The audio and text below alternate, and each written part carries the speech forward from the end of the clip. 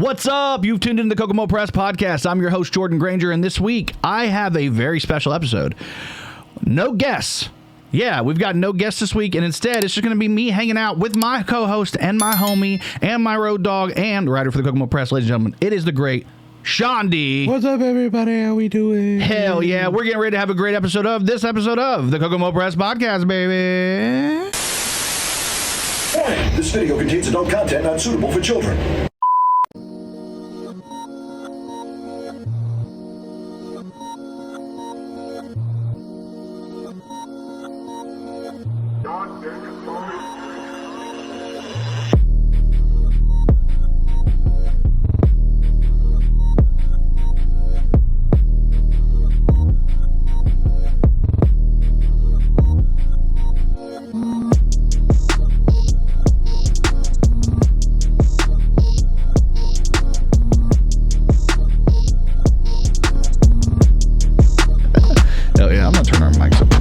Yours up pretty high. Let me turn mine up pretty high. Is that too much?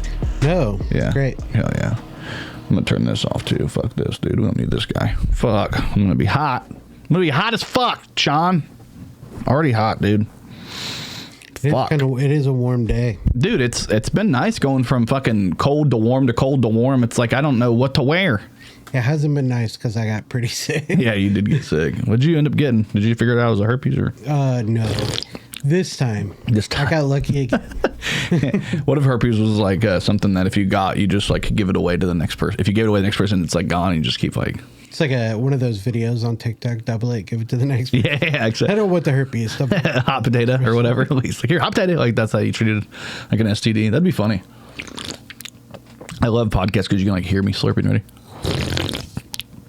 Oh, what a beautiful... This podcast is brought to you by Rest in Peace Liquid Death. So it's not, but they should give us money because we're both drinking it today. It's brought to you by the can that whenever I bring it to work, I get weird side eyes from every supervisor. I swear to God, dude. It's fucking crazy. It's beer. Yeah, every time, dude. I've had people like, oh, what is that? I'm like, it's tea. It's peach tea. And they're like, oh, shit. I thought it was, I was like, I know. You thought it was 5 o'clock somewhere. I know what you're saying.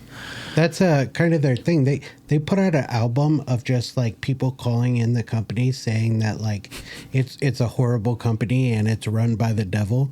And they took it and they made like metal covers to it. And they actually have it for sale on their website. Hell yeah, go check it out right now. We know a lot about Liquid Death because we are courting them as a current. There might be a future sponsor of the podcast. Hopefully they give us money. Also brought to you by Ice Mountain. When you want it to be cheap, but you want it to taste good, go with Ice Mountain. Dasani sucks. All right, that's the other one. We're doing some cheap plugs real quick. We don't really get much out of that, if anything. Really, we just get the dehydration taken care of. That's all we get taken care of. Definitely. Yeah, I'm gonna turn my mic Not off. a lot of dehydration with those water bottles. They're little tiny ones, aren't they? They're like little baby fucking yeah. Man, like we've had like a fucking crazy start to the year, like as far as like busyness, dude. Yeah, that's what we wanted though, right? Yeah. It's like we went from last year. We kind of didn't you feel like we sputtered like towards the end? We didn't have a lot going on. Like we did a show. Yeah. I think in like early November, maybe. Yeah, like November, something like that. And then we didn't do a show for a minute until the beginning of January. And it was like literally like the second. And then boom, boom, boom, boom, boom. It was like, boom. And I was in Fort Wayne, and then you were here. Yeah, there. Roast battles.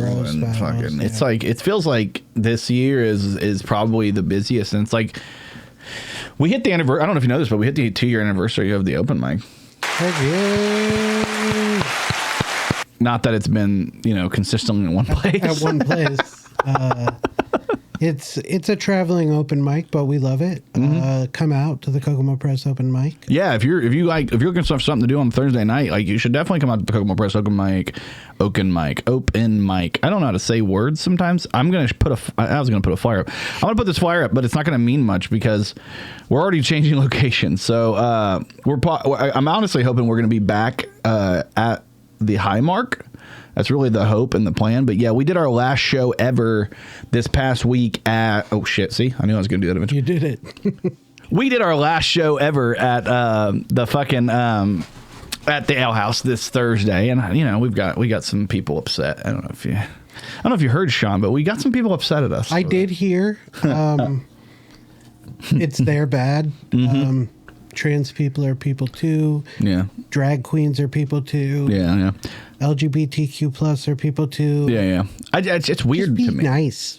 It's weird to me because like I understand like a little bit because like one of the first things they told us when we were there was like, please don't be too vulgar, and it was because of other people that did mics there before us, and they were concerned about us being too vulgar.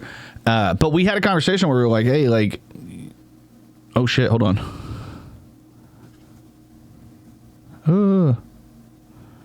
Okay, well, that's I got some more information about my car, so hopefully that's good news. Sorry. Hey, it's the only reason I clicked on it. So interesting enough, like, you know, when we set out to do this open mic, we were looking for a new location because Highmark, actually, their furnace went out. They had some water damage, I'm pretty sure.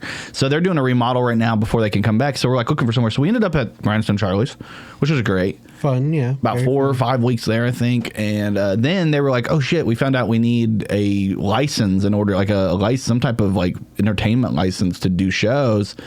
And we're not going to do that just for this. And we don't even know how long we're going to be here. So, and I was like, okay, well, we had heard from the Ale House that they were interested. So I messaged them and they said, let's do it. Threw this flyer together last minute. We ended up fucking doing the show there. We had a great time. The first night was really great. Second night was really great.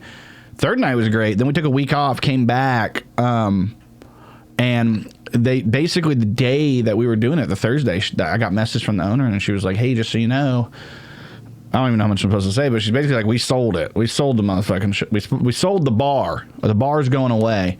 And the new owners are not trying to do an open mic. And I'm like, yeah, they're not trying to do one right now, but in the future, they're probably going to want to do stuff because entertainment, unless they're just not going to use it as a bar, I don't know what they're going to do.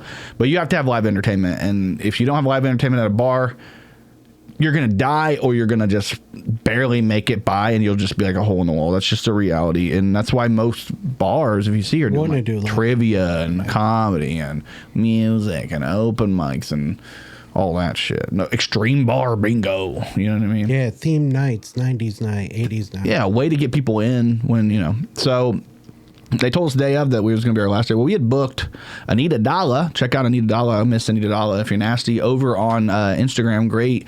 Our friend Dustin Huston, who had already done the mic multiple times, had featured at the mic, had hosted the mic as Dustin, but then came in and did Anita Dalla. And when we originally booked the Ale House, they told us like nothing vulgar, and I was like, no big deal. I didn't know exactly what Anita was going to do because I didn't book Anita. Anita was booked by Courtney, who books the show, and she told me to make sure that it was okay with having a drag queen there, and I was like, well, why wouldn't it be? So I didn't even ask.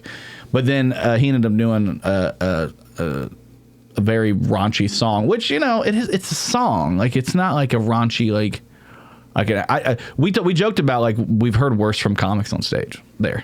I would completely agree. That's why I have my own view on it. But at the end of the day, you can't take back what was done. Yeah, and that was the last night we were there. And honestly, if you looked around the crowd, like most of the people were into it. They were having a good time. Yeah, like, no, it was fun. It's like the silent minority of people or the loud minority of people who were upset. And I guess they messaged the owner and they didn't like it. And listen, like it's your bar. Like, I'm sorry if we overstepped in that way. We didn't mean to. It wasn't like a purposeful thing. It was more like, you know, we're such a busy group that like we do a free open mic. That's something that a lot of people don't know, but like we got to tell you guys, like, we do a free open mic. We make it free to attend. We do not charge the bar to do it. We do all the operations, all the production. We book all the comics. We do everything. And we do comedy ourselves. And then we tear it down. We put it up at night and we go home. We do this every single Thursday. And I think a lot of people may think that we do it, you know, for money, but we don't charge these bar anything. Like, I think the owner had said something to me about paying for us to have food and drinks. I'm like, cool. That happened one of the 4 nights we were there. Like, you know, it happened one of the 4 nights. We got a pizza and maybe a drink, and then I still paid for part of my stuff.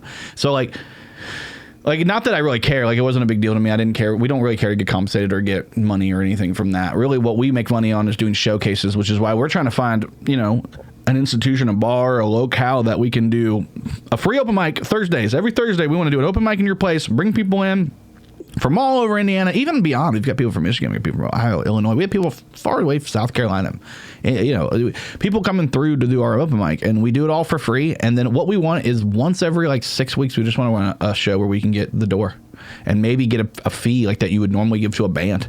Like, typically, like, these people will pay like $400 for a fucking band to come through for an hour and a half, and then we do a full comedy show with like double the amount of people and better production, and they're like, I don't want to give any money for that. And it's like, man, it's tough. It's hard out here for a pimp, man. It is. But you know what? We're doing pretty good. Mm-hmm. Yeah, we got some stuff coming up soon, like some stuff in the pot right now that when people hear about, they're going to be excited. Well, I will tell this one thing that we have announced for sure is that we do have an upcoming show, and it's going to be headlined by Sean D.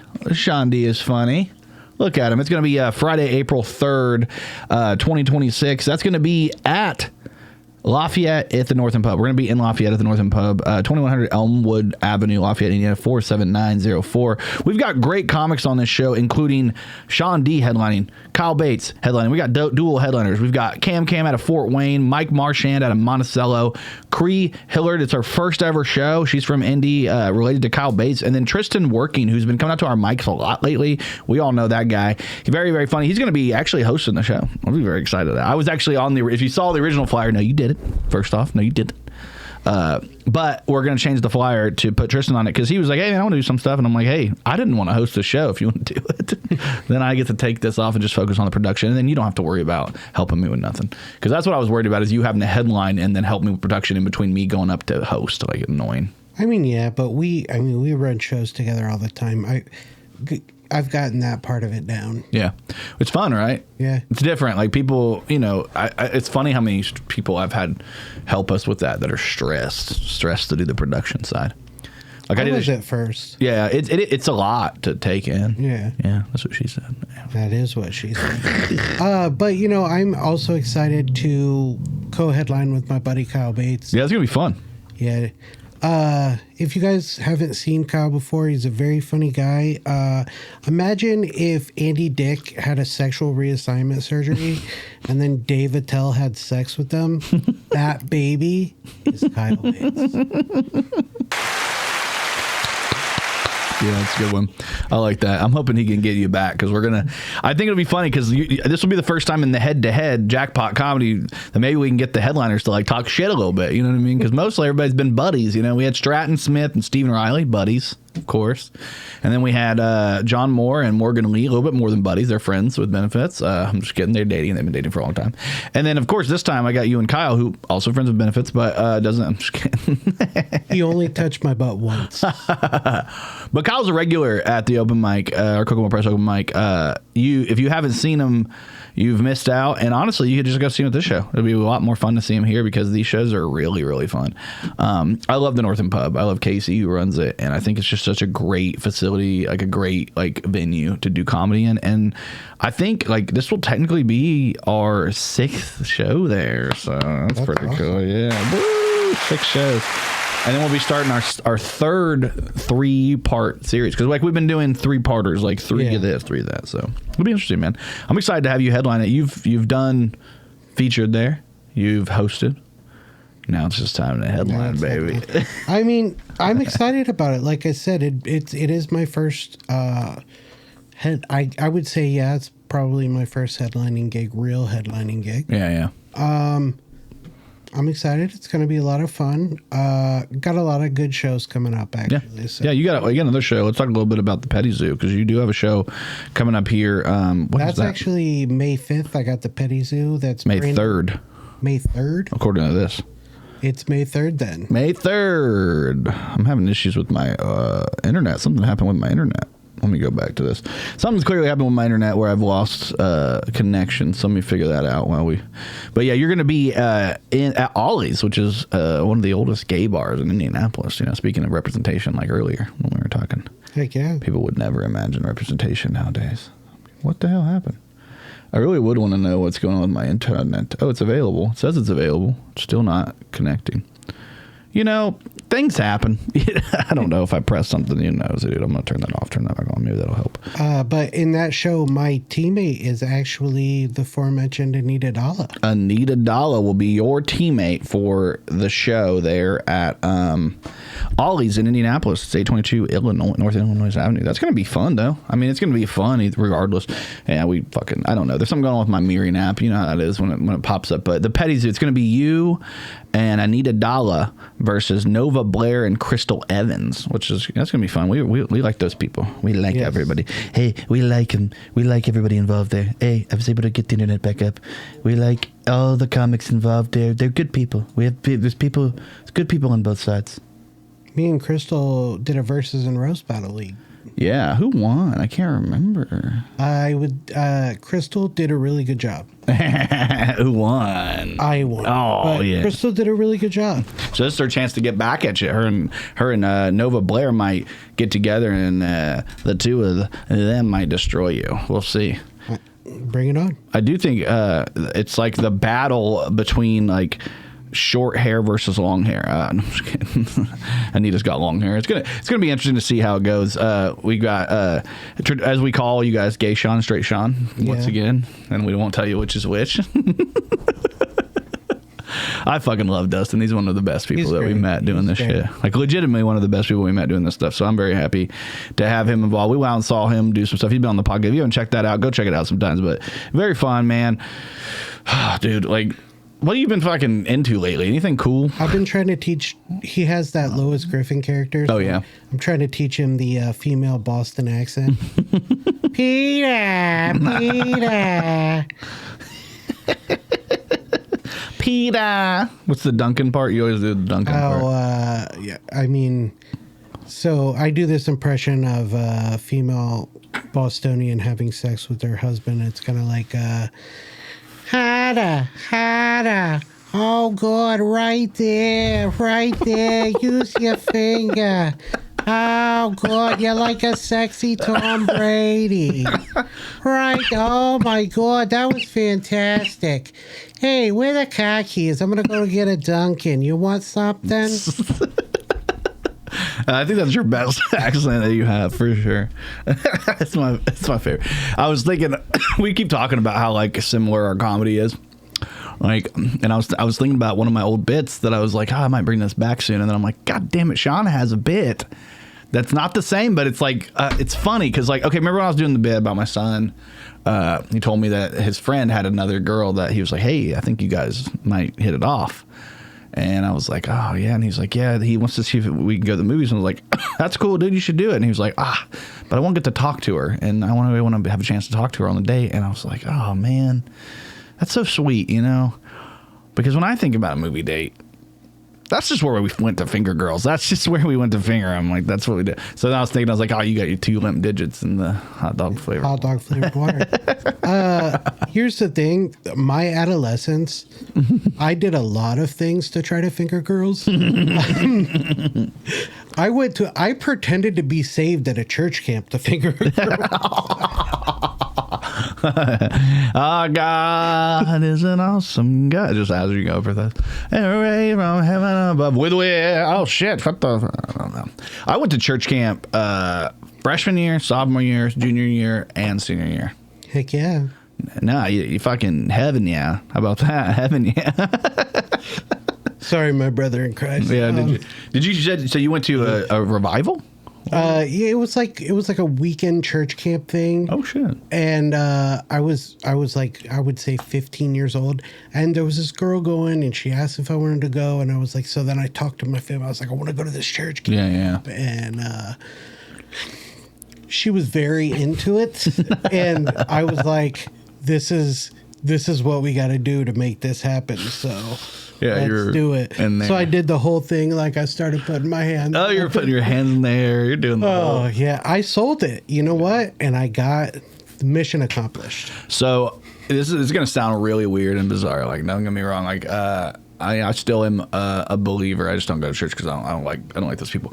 I don't like church people. They drive me fucking crazy. They just do. And so I'm a believer as well. I'm a believer. I'm a believer. As Shrek would say. I'm a believer. All right. Actually, what he would say is, "Get out of my swamp." All right. No, I went 4 years in a row. The first year, or 5. I think it was like 4 or 5. Yeah, I went 4 years in a row or something like that. But I just remember the first year, like I was like coerced into going with people. I only knew one guy the entire time I was there. It was very awkward for me. But what happened over the course of the week was I met so many girls there and like so many people, and it ended up becoming like so much fun. I brought my guitar. I learned how to play guitar there. They taught me some stuff. It was pretty cool. I didn't know how to play guitar at the time. Now I do. But it was a very like, it was an eye-opening experience. I really loved it. I ended up falling in love with it a little bit. And then when I came back, and the next year I went, I took a girlfriend. Bad idea. Yeah, that's not a good idea. No. And then I went back another year. I took a different girlfriend. And that girl and I had already been fornicating. The girl before and I had not been fornicating. You know, this just hit me, but you do have youth pastor energy. Mm-hmm. I could see you as like a youth pastor at a super church. Yeah. You're basically Adam Devine. You'd be like, hey, kids, come in. You know, we've heard a lot this week about Afro Man, right? We've heard a lot about Afro Man and about how lemon pound cake. But when are you going to stop focusing on Afro Man and start focusing on the fisher of men, a.k.a. Jesus Christ? If you'll turn to page Psalm 40, I don't know, no, it wouldn't even be anything about Jesus in Psalms. If you turn to Matthew, 24, verse 11, let's talk about, the sacrifice your Lord made. Like the sacrifice those cops made for Afro Man. Let's go and open it up. That would be a fun character. See, I knew it. I pegged it. That is you. You should not be pegging people, Sean. You have a penis. Don't be pegging. You're supposed to be receiving, not giving. Don't assume my pronouns. Don't assume my pronouns. Do not assume my sexuality. No, I think church camp was very interesting to me because I went with 2 girlfriends, and that was all right. The first year I went was really fun. I met so many great people. And then I went 2 years with 2 different girlfriends. The first year was kind of, the second one was great. I liked it, but still weird. And then I went back again, and it was the best year I had there, and it was single. No girlfriends. Like fucking just perfect, dude. I was in the sea. I was a fisher of men. You are? I was a fisher of women. Women? Okay. I mean, do what you want. I'm pretty sure the church frowns on that. Yeah, they're okay with whatever, A lot of those dudes. No, I thought at one point I was like really, it got to the point where I'd been on the church trip so many times that like when they didn't pick me for things, I was like, really? Fucking. One year I fucking, what was it? They did a lip sync contest. Like they did it was called Epworth. That was the name of the church camp. Epworth. I wanted to clarify something. Yeah. Earlier, I misspoke. I said I was a believer. Yeah. I meant I was a believer. Oh, like a Justin Belieber. Yeah. Well, have I got news for you, son? Hold on. I'm like an older. Let me see if I can. Dude, I know. I'm like. Let me see. Wrong direction. I'm not. I can't. Oh, damn it, dude! I can't. That's pretty awesome. I don't think I'm pushing it the right direction. That's something like that. So, tell me where P. Diddy touched you.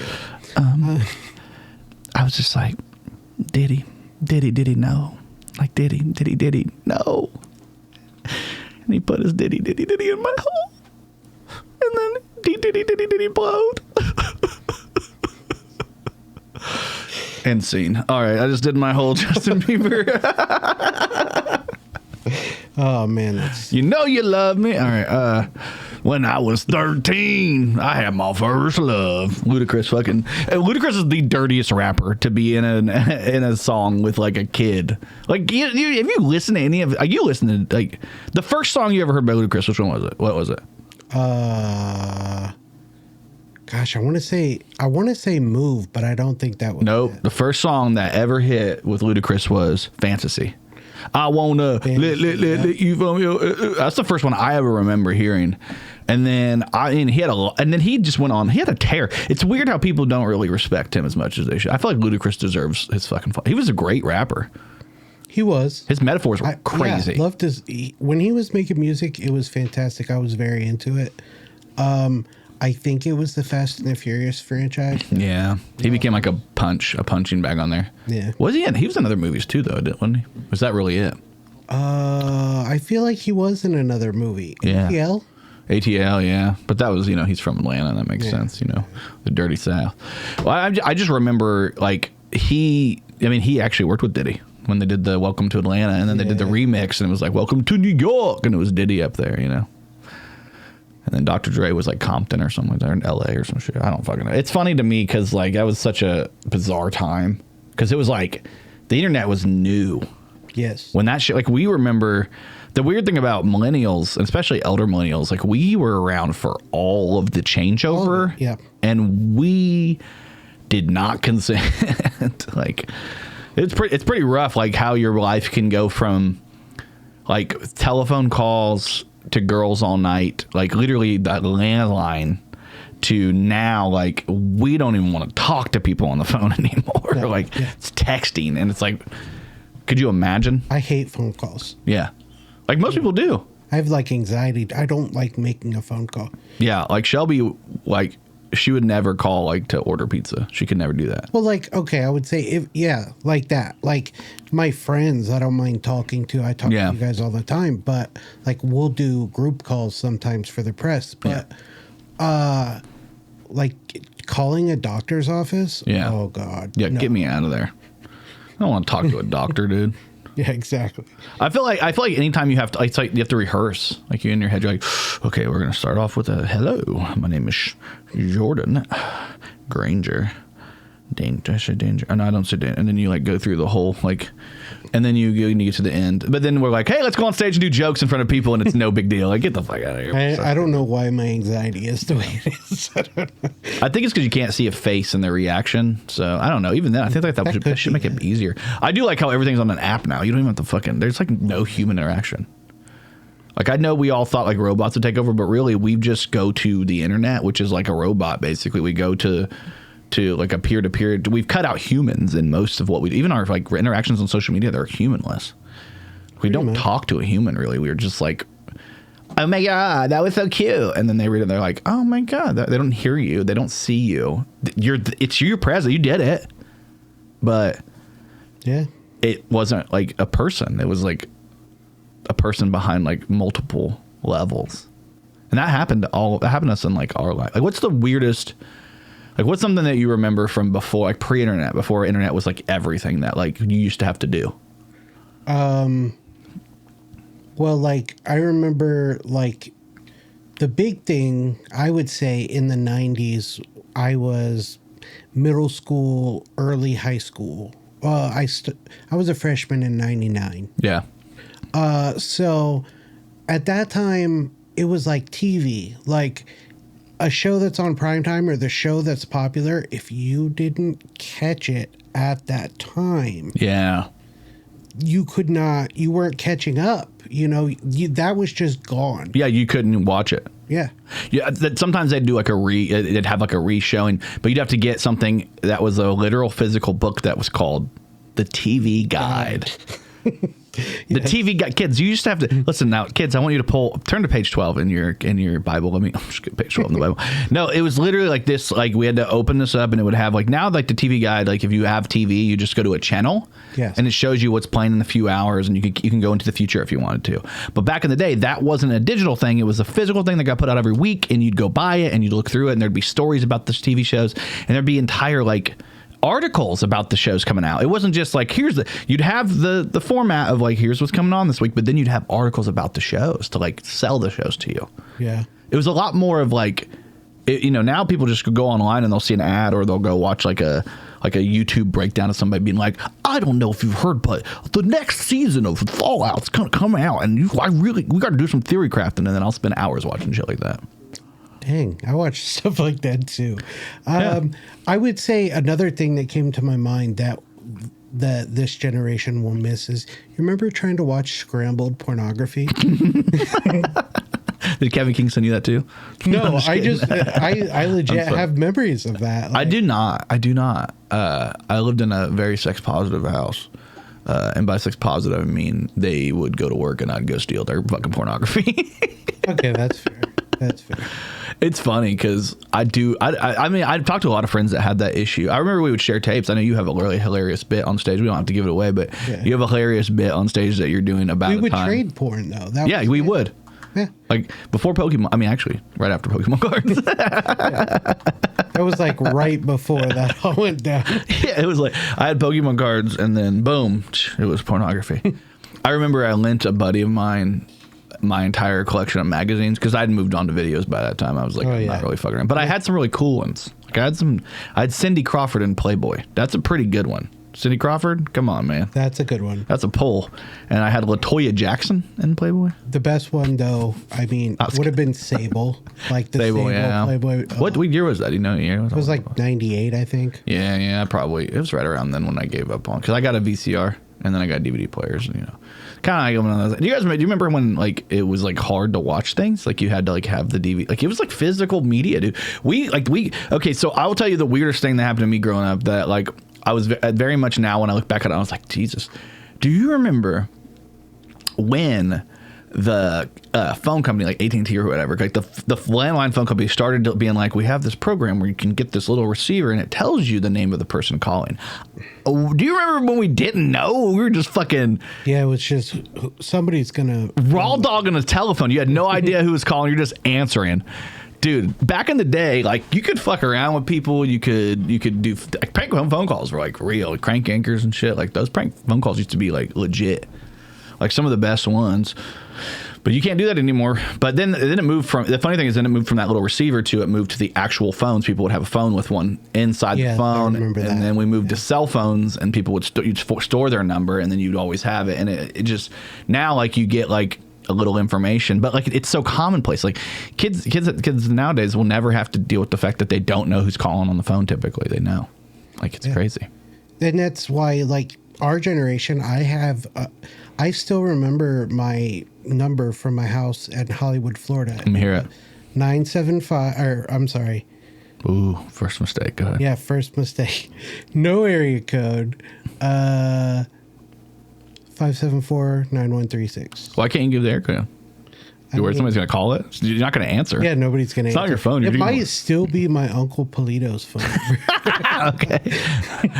I remember mine, and it's funny because, like, our number growing up was 765-452-9453. That's how we'd say it. Yeah, but tell me somebody's phone number. What's Courtney's phone number? Oh, fuck no. I'll never know exactly. that. Want to hear the worst part? I don't even know my son's phone number. Like the other day, it popped up and it didn't register properly, and it was like 765 something 271 or something like that. I was like, who the? Oh, okay, I know that is. Yeah. I don't even know my own kid's number. I know Shelby's number. I think that's the thing is, like, the way you have to remember numbers nowadays, you have to use them for other things. Like, if you don't know, like here, I'll give you here's a stalker tip. Here's a creeper tip from Jordan Grainger. If you want to get a girl's number but you're too afraid to ask her, just follow her around Kroger until she puts her in her Kroger Rewards Plus card in the thing and just go boop boop boop. Obviously 765. So just watch that and then try to commit the last 7 digits and you'll get it. You know what I mean? So that's how to be a creeper with Jordan on this episode of the Kokomo Press. I'm just kidding. No, I mean, you could. There's things you share. Don't do that, kids. I'm just kidding. Don't ever do that. It's fucking weird. Don't be a weirdo. No, it was funny because that's how I know Shelby's number is, like, I have to put it in. When you do Kroger. Whenever I go to, like, Kroger or, like, Speedway or, like, or, like, if you have, like, rewards somewhere. Like, did you ever, like, when you were, like had a girlfriend, did you ever, like, share a rewards card? That's the worst part of a breakup. It's losing the rewards card.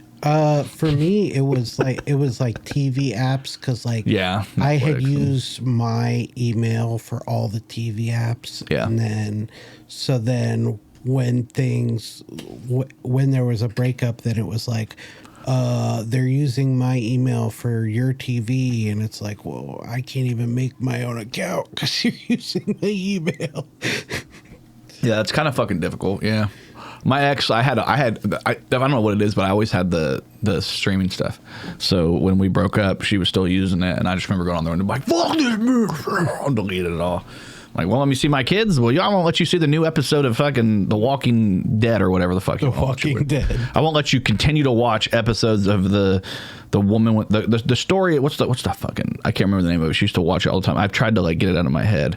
Dan West watches it. He likes it. It's Rory is the name of the girl in the show, the young girl. And oh my gosh. Oh my god. I know what this is. Everybody like Gilmore Girls. Mm-hmm.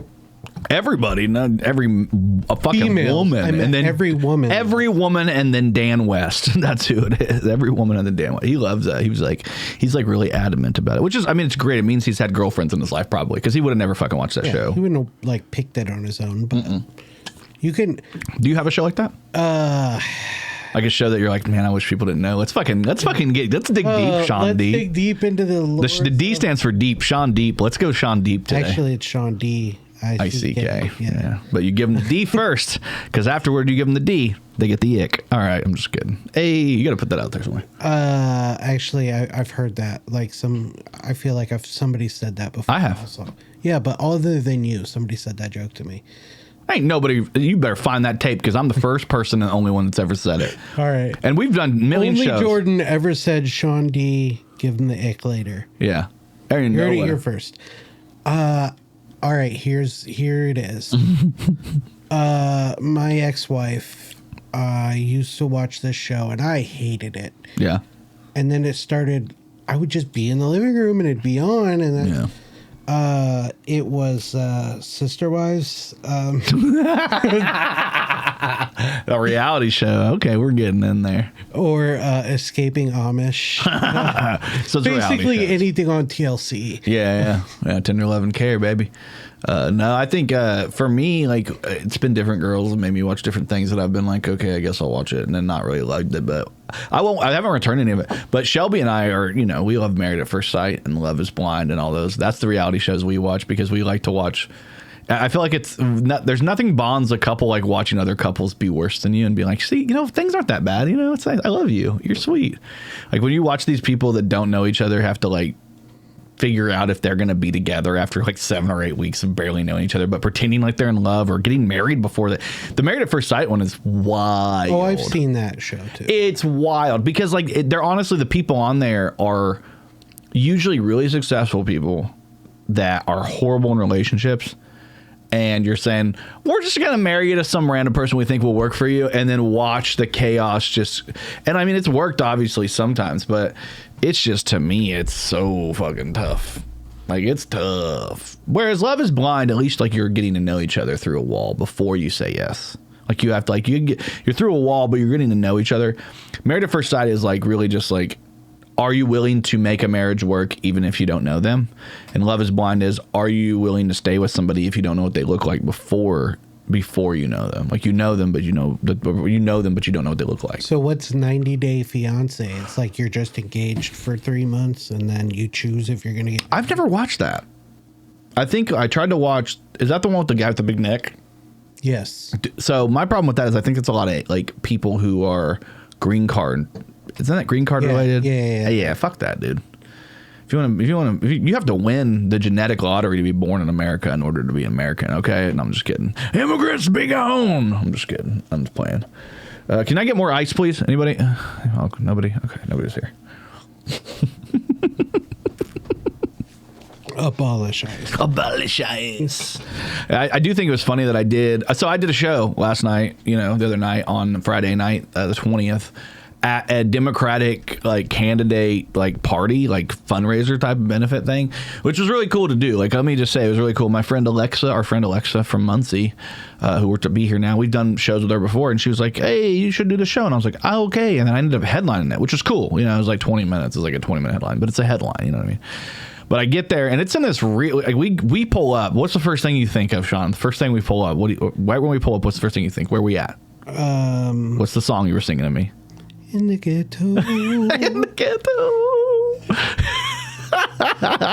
If there's one thing that she don't need under the So it's like it's like an old flea market, and like every like window is like got like fiberglass you can see in it, and it just looks a little rundown. And we were like pull up, and we're like, I don't know what we're doing, but this is supposed to be a piano bar. It's like a piano bar. It's called Room 5 Piano Bar, and I know it sounds like I'm trashing them. I swear to God, I'm not. But we have this first impression. We look around, and then we look around, we realize this is like a strip mall. Mm-hmm. It's a fucking strip mall, and they're physically actively doing work to fix it, make it look better. So, but the inside was beautiful. Like every room in there. So they've done all the work on the inside. The outside's just not the most beautiful thing. But then we were sitting there looking for a minute. And I was like, oh, that's a new metal roof. So they put a new metal roof on it. A lot of the wood poles out front of the businesses were all brand new. Like they're literally putting work in it. Whoever's in charge of that, if you first drive up to it, first impressions are not everything. But there was like a card shop for like Pokemon, Magic the Gathering, all those new card shops. There was a comic shop.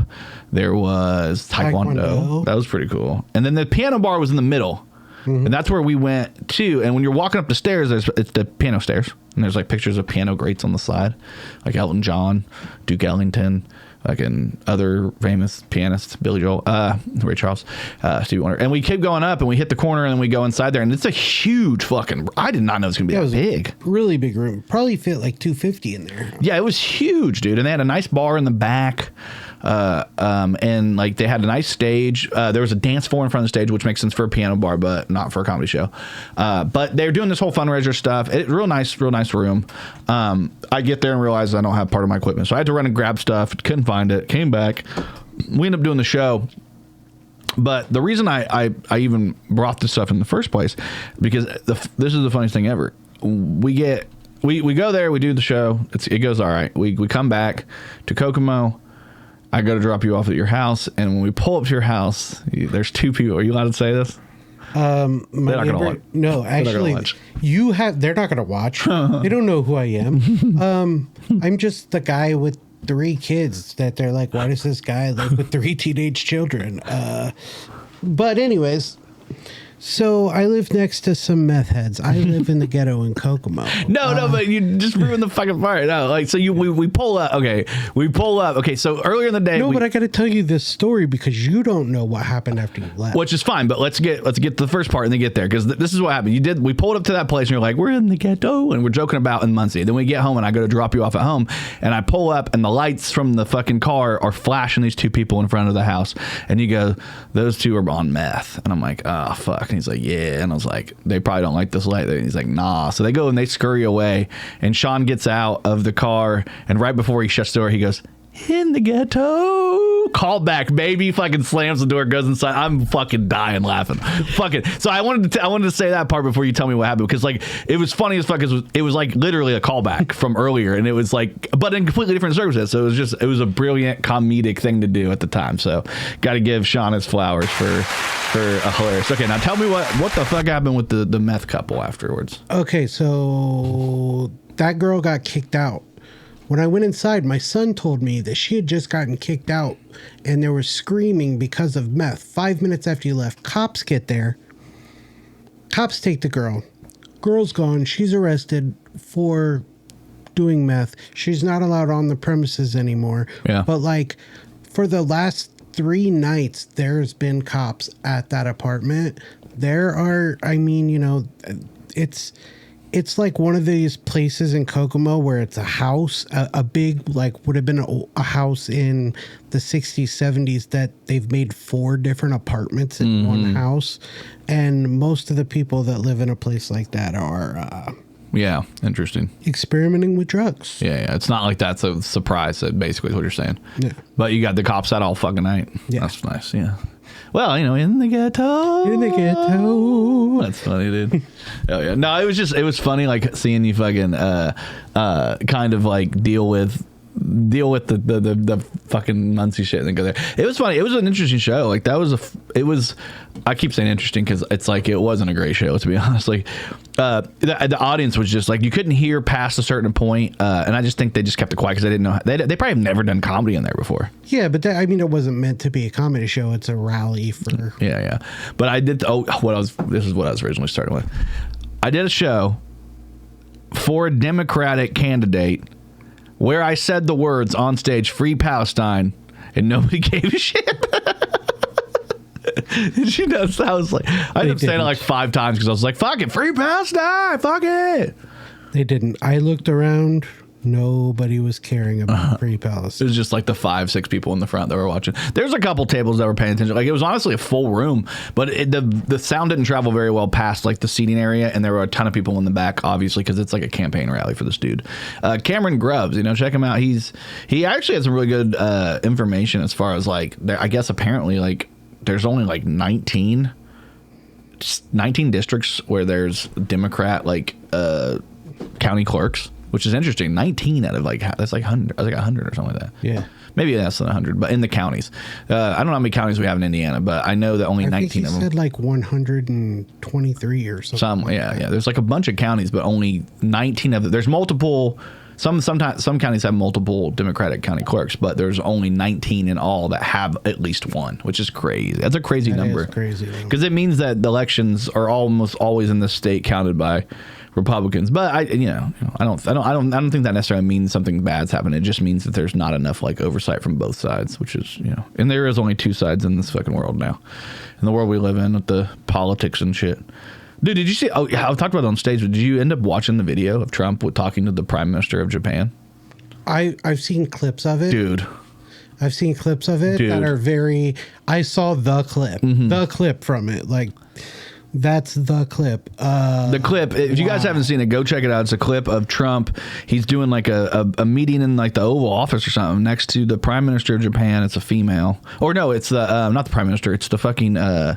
What are they? The representative from the country. What do they call those? Fucking, I can't remember the name. My brain's not working completely. Maybe something involved with it, some do-si-do flavor or something. But yeah, fucking. That's what the flavor is. That's the flavor of do-si-do. But yeah, not Prime Minister. I don't know if I can know. But basically, he was talking to this person from Japan, and one of the reporters was like, "Hey, Mr. Trump, will you not tell us about?" I'm just kidding. He was like, "Hey, why didn't you tell us?" Sean's like, "Hey, who did not tell us something?" And he was like, "Why didn't you tell us about what happened? Why did you guys have a sneak attack and not tell us about the plans for attacking Iran? You didn't even tell Europe. You didn't tell us." And then Trump, of course, goes, "You didn't tell me about." He goes, "The Japanese know a little bit about sneak attacks. You didn't tell us before." He didn't even say us. He just, "You didn't tell me before Pearl Harbor." Which is like, what the hell, dude? He has a comics cadence. I swear He does. And it's funny you said me. Like, was Donald Trump even alive in 45 or like 43? It was 1943. Donald Trump's like, "Nobody warned me before you hit Pearl Harbor." You know what I mean? It's like, come on. You guys, can you believe this? Can you believe this shit? It was just so fucking. It is very like it kind of goes back to like the concept of like, yeah, like he sucks most of the time, but then he does shit like that. It's like, God. Then he does something that's so funny that you're like, I don't forgive you, but yeah, hey. You start to go, and I'm proud to be in America, where at least I know I'm free. Fuck, dude, it's so funny, dude. I love the world we live in, because like it is like we go from one extreme to the other constantly, not just temperature wise, like with the weather, because that's been wild, but like it's like fucking every week there's something new, and it's all for one reason. It's all to distract us from the Epstein files. It is. A lot of people did a lot of weird things. Yeah. I've talked about it to an extent that maybe I just don't know what else I can say. Yeah, ad nauseum, basically. Yeah, it's like it's tough, man. I don't really care about Epstein's Island, but I did come to a fucking realization recently. I'm a huge fan of Pokemon. Like, if you guys don't know this, like a lot of my stuff in my office is littered with Pokemon, and no, don't be rude. Don't bully me. I can hear you on the other side bullying me right now. But no, I grew up loving Pokemon. I got in the cards, immediately, and I ended up playing the actual card game and winning and being a really good card player my whole life. The trading card game, and then I got out of it, but I still cut my cards, and I have like a lot of memory. I played the games, like all that fuck shit. So I was thinking about Pokemon recently. I'm like, you know what? I think Pokemon might be like an ultimate 1% rich guy fantasy. You know what I mean? Like, if you think about the concept of Pokemon, like obviously, like it's like fucking, you got poaching, right? You got people that like want to like go and get animals and like control them and like have them fight and do that shit. And also it's like a ton of like underage kids just without any parental supervision. It sounds exactly like you'd imagine. That's exactly what the 1% would like. You know what I mean? Just like the rich people. It pretty much is, yeah. Yeah. Orange Islands, more like Epstein Islands. You know what I'm saying? Hey, Squirtle. The further we get away from this, there's just so many things. Like I saw this video the other day where supposedly Jeffrey Epstein is the father of the Island Boys. And that's why their name is Island Boys. Island Boys. You know what you're doing with all this misinformation is They're the Epstein Island Boys. Yeah, everybody knows that. they're the Epstein Island Boys. Yeah. Didn't they like make out on OnlyFans? Isn't that crazy? Isn't that crazy that their twin brothers, they made out on OnlyFans? It is, but that's the age we live in. People are doing whatever for money They're just on the internet. I actually heard that they're not the Island Boys. They're the Casterly Rock Boys, you know, fucking the Lannister boys. I'm just kidding. Fucking making out. I don't know. Me and Shelby were rewatching Game of Thrones, so it's been on the mind a lot lately, dude. Did you watch that show? Did you watch the full show? No, not at all. It's tough. I'm not a fantasy guy. Neither am I. I fucking hate fantasy. I think it's, especially high fantasy like that, fucking sucks. I used to have arguments about it. Like, it's not fantasy. Not that, like, I'm not being a snob about it because I definitely watch trash TV. I watch all the 9/11s, like every different city. That's horrible. 9/11s? Yes. 911? 911. It'll always be. You want to see how many? I only knew about the New York one. I didn't know there were other 9/11s. No. So. You talking about fucking Pearl Harbor? Happened everywhere. Pearl Harbor 9/11 happened everywhere at once. Everything. What is that movie? Everywhere. Everything everywhere. Just like. No. Yes, I mean another 9/11 has hit the Twin Towers. I mean 911, the show that like Nashville, 911 Nashville. Yeah, and they have Nashville. They have the original was L.A. Okay. They have Austin. Yeah. So they have multiple cities now. They cannot stop making cop, lawyer, and medical shows. Oh no, procedural dramas that is TV. Yeah, it's like everything. Yeah. Like even fucking everything is about like if you think about it, Tires is a procedural drama. Yeah. Because it's about working in a shop. It's like literally about a profession, right? And then what a procedural drama. What is a procedural drama? It's mostly involves like law. So. Oh, you mean like fucking okay, yeah. So it wouldn't be procedural then, but it would be like it's in the same vein. It's like, a job show. It's a show about a job that's like fictitious. Same as The Office or Parks and Rec. Yeah. Those ones were a lot more. What are they called? Mockumentaries though. They did like a fake documentary. Whereas what would be like maybe a Superstore. Superstore. Yeah. Or like I know there's another one that's about like a business that's not, I mean, The Office, like I said, the procedural. It's interesting because there's a lot of different TV shows nowadays, and it's like you kind of can just pick. And then there's also reality TV. I remember for the longest time people thought that reality TV was going to like kill like traditional television and drama shows, and really what killed it was the internet, like streaming. A lot of people don't watch TV anymore. I mean, they're just TikTok is their TV. But series have destroyed movies. Like that's a fact. Yeah. Like being able to sit down for like 6 hours or like 8 hours and watch a show and over a course of a week or two, people would rather have that than spend an hour and a half to 2.5 hours watching a full movie because you don't have that kind of time. But what you do have time for is an episode or two. And then you can decide whether you want to go back. Yeah, but I feel like it's the same. Watching 2 40-minute episodes is watching a movie. 2 40 minutes? Yeah. That's only an hour and 20 minutes, right? Oh, yeah, a lot of movies are around an hour and 20 minutes. I feel like most movies are like 2 hours nowadays at least, right? No, I feel like I've seen a lot of movies that are like 80 to 90 minutes. Well, I mean, there are some, but I'd say most of the movie, you can't watch a Scorsese movie that's not 3 hours long, or you can't watch a superhero movie that's not 3 hours long. Like, these things are so fucking long. Is that the only movies you're watching? Is like I think like what are you watching a lot of movies? Oh yeah, movies? I watch a lot of movies. What's the most recent movie you watched? It was about. I told you and Courtney about this the other day, I believe.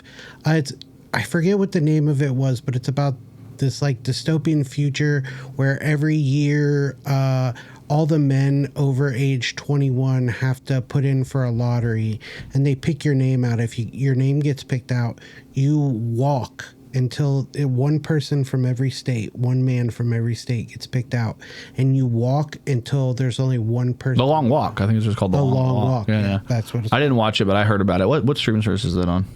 I HBO Max? I have a pirated service.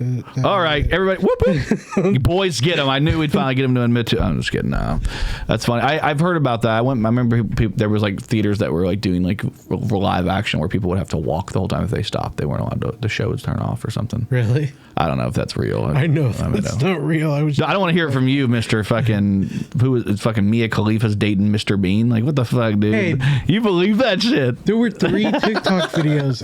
I looked it up on TikTok and it was there, and I was like, this is turning into. You fell into the hoax. You almost fell for the hoax. I almost fell in. Yeah, I did. And then I was like, I'm gonna make a joke about this because like I can't, as a dude that attempts to make comedy, I can't be like, that's not cool for every dude that tries to do that Mr. Bean gets to fuck Mia Khalifa. Yeah. Well, I mean, it's not like it's new news. She's been fucked by enough people. I mean, true. Yeah, it's not like he's like getting something that nobody else could get. But for Mr. Bean, that's a treat. Yeah. It's fucking not real, but it would have been a treat. Well, everybody knows that Mr. Bean can find the bean. He can really flick it. I heard he's the flickiest of all of the flicks. He's the click commander. Mr. Bean, it's interesting how many like how far just being British can take like an actor. Like, not saying that it's like it's bad, but there's a lot of ugly British actors, like fucking butt ugly, dude, that are very, very popular, and it's only because like, you know, they allow that over there. They're cool with that. We're very superficial over here. Like, I think we're more superficial. Like, they're more like pomp and circumstance, and we're more plump and eyebrow lifts and shit like that. And fucking, what is it called? Botox? Botox, yeah. Would you ever do Botox? I do adrenochrome. So yeah. So what if we did both, like a cocktail of both? Hell yeah, dude. Had you at cocked in that? Yeah. Hey. I mean, I've said this on a podcast before, but I would sell my soul. You would sell your soul? Hell yeah, dude. Well, you heard it here second first because he said it on their podcast. But no, I'm just kidding. That's funny, dude. I don't know if I'd sell my soul. I think you don't want it bad enough then. I think I'll do it. I think I'll make it regardless. Like, I feel like it's important to be undeniable. I've been saying that for a while though. Like, I think it's important to be undeniable on stage, which is why like I've kind of been taking every show that people will give me, even if I'm like, you know, there's something, and this isn't like, you know, against anybody, because there's a lot of people out there running shows, but you get in these rooms that are like fucking full and nobody's there to see comedy, and you're like, fuck me. And then you get in some rooms where it's like 6 people, but they're all really interested in what you're doing, and it's like, that sucks too. It's like, you really, honestly, like, it's like you just need to get in the right rooms, and I think that's the hardest part about doing comedy in Indiana, is it's hard to get in the right rooms. I would agree, but also you just need to do comedy as much as you physically can. Yeah. You have to put the hours in. That's the only way to really get better. Yeah. I mean, I completely agree. I mean, we both know that we both agree to that, which is why we like do these things. But it is tough, man, because like we even do our own shows, and you can't always get the room that's right. You know what I mean? You can't get the right room. I do feel like we have less crosstalk at most of our shows than most shows. Although the one we did recently, there was a lot of talk up front. I mean, you know, sometimes you just get that one show where it's like, oh, everybody's actually here to see comedy, and then it goes really well. And those are the nights that make it all worth it, in my opinion, you know? Completely agree. I think that's the hardest part, or that's, we're as we do comedy more and more and more, it's something we're going to have to like, we're going to deal with. But also eventually, I think for me, I'm really just trying to, you know, my whole goal is to get enough of a set, and I know you know this because you do the same thing, that like if I get into the right room, I do it perfectly. I mean, I the most recent show that I did that was the closest to a room that where people actually were like paying attention to comedy. I feel like I did really well. Like I've watched back the video like 3 times. I hate watching myself, but I watched back the video like 3 times, and I'm like, honestly, like it didn't go that bad. I listened back. I guess I didn't watch back. I listened back because I couldn't watch it. I don't like to watch myself either, but It's tough. I feel like nobody really does. No. Unless they're actually a narcissist. I wish I could be a narcissist, man. I wish I could just like be the most like anti people. Like I think that was probably like the right traits for this. Is like you are a narcissist who thinks that you're the person that everybody should be looking at, because obviously that's what comedy is, and everybody should be listening to you because obviously that's what comedy is. But that like you just are undeniably feel that way. So I'm sure there's people that feel that way and they do really well in this shit because they don't really care about like They the don't other have stuff. that voice in the back of their head that's like, hey.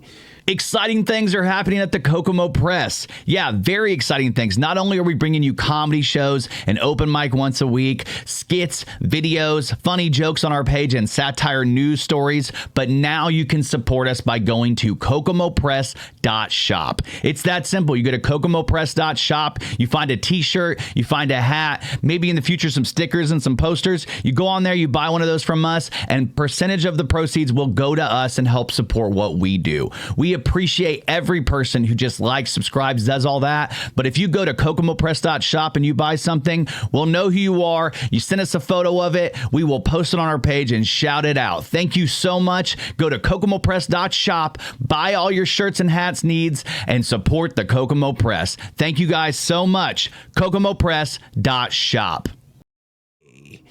I know that sometimes you think you're getting pretty good at this. You're not good. Yeah, you suck. You suck. You've been so lucky. It's coming at you. I don't know. It's fun. I mean, I feel like things could be worse. We could be reality TV people. I just do not. Would you, if you like are given the choice, like you can keep grinding comedy or you can quit doing comedy and you have to like fucking just be a reality TV person? If I had to choose, would I do it? Like, would I be on a reality show? I mean, yeah, I would be on a reality show. I would do whatever. I mean, it's an opportunity. It's a credit, right? Yeah. But would I quit comedy? No. Yeah. I think that's the tough part. I mean, it might have been you that brought it up to me one time that was like, if you had to quit everything else, but you'd be successful in the other. Yeah, if you had to pick one thing, like you could only do that one thing, but you were guaranteed success in it. Yeah. I used to do music. I don't really do it anymore. Yeah. I write and I do comedy. I act. I love acting, but that I feel like that's a part of the comedy universe, and my music really, it wasn't. And Yeah. we've talked about that before. Music was very much detached to my family, and my brother and my mom are no longer here. Yeah, it's tough. Yeah, that makes sense. It's kind of like the day the music died, say I miss American Pie. You like that song? Yeah. Yeah, that does suck though. I mean, I'm fortunate enough that I'm gonna be the one that dies before. I don't know. I've been having a lot of heart pain lately. I feel like chest pains and shit. I'm like, I might be dying, dude. No. Yeah, I told Shelby, I'm like, I might be dying. She's like, nah, you're good. And I'm like, okay, never mind. I mean, you do a lot of things. I imagine you deal with a lot of stress. Yeah, it's a lot of stress, but also like, I love it, dude. I fucking love it, dude. It's like the thing that thrills me more than anything. Like I'm not allowed to talk completely about this yet, but this will be the first I like kind of talk about it. But like I recently got into a project that I was not planning on doing. Did not have any like. I mean, it's crossed my mind a lot. Like I pay attention to it, but I don't really like. It's not something that I thought I would want to do.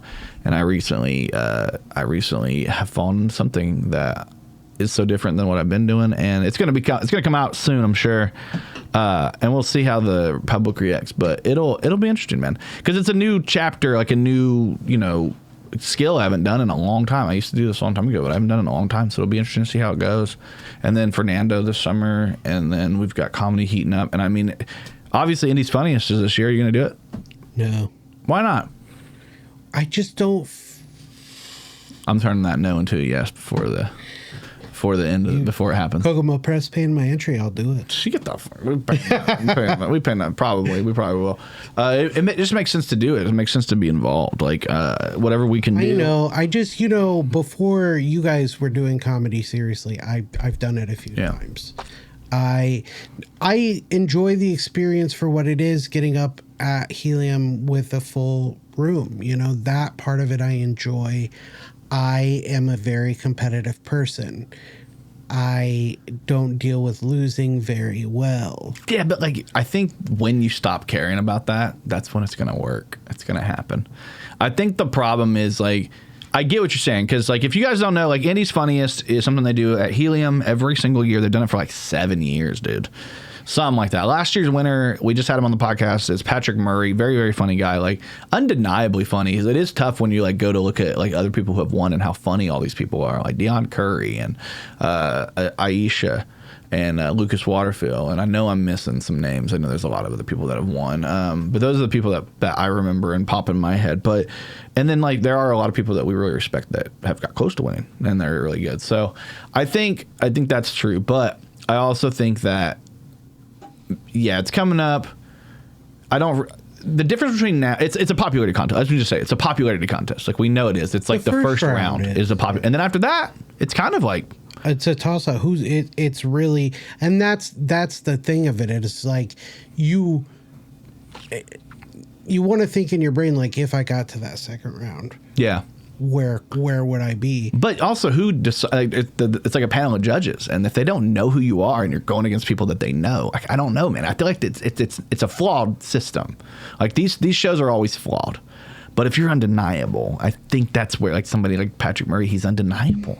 Like you can't like.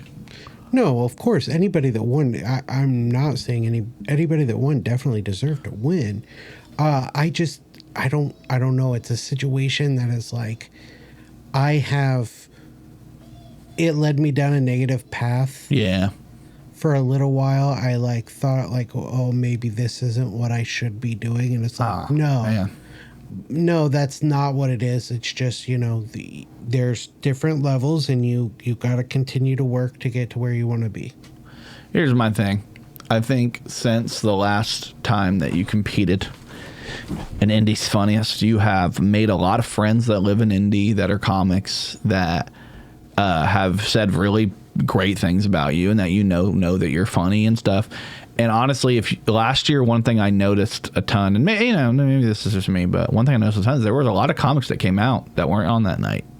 They came out and they voted and they participated, and there was like a component of it that like. You know, if you're putting in the work and your peers know you, and it's not like you're just staying at your home base and writing jokes at home and doing your thing.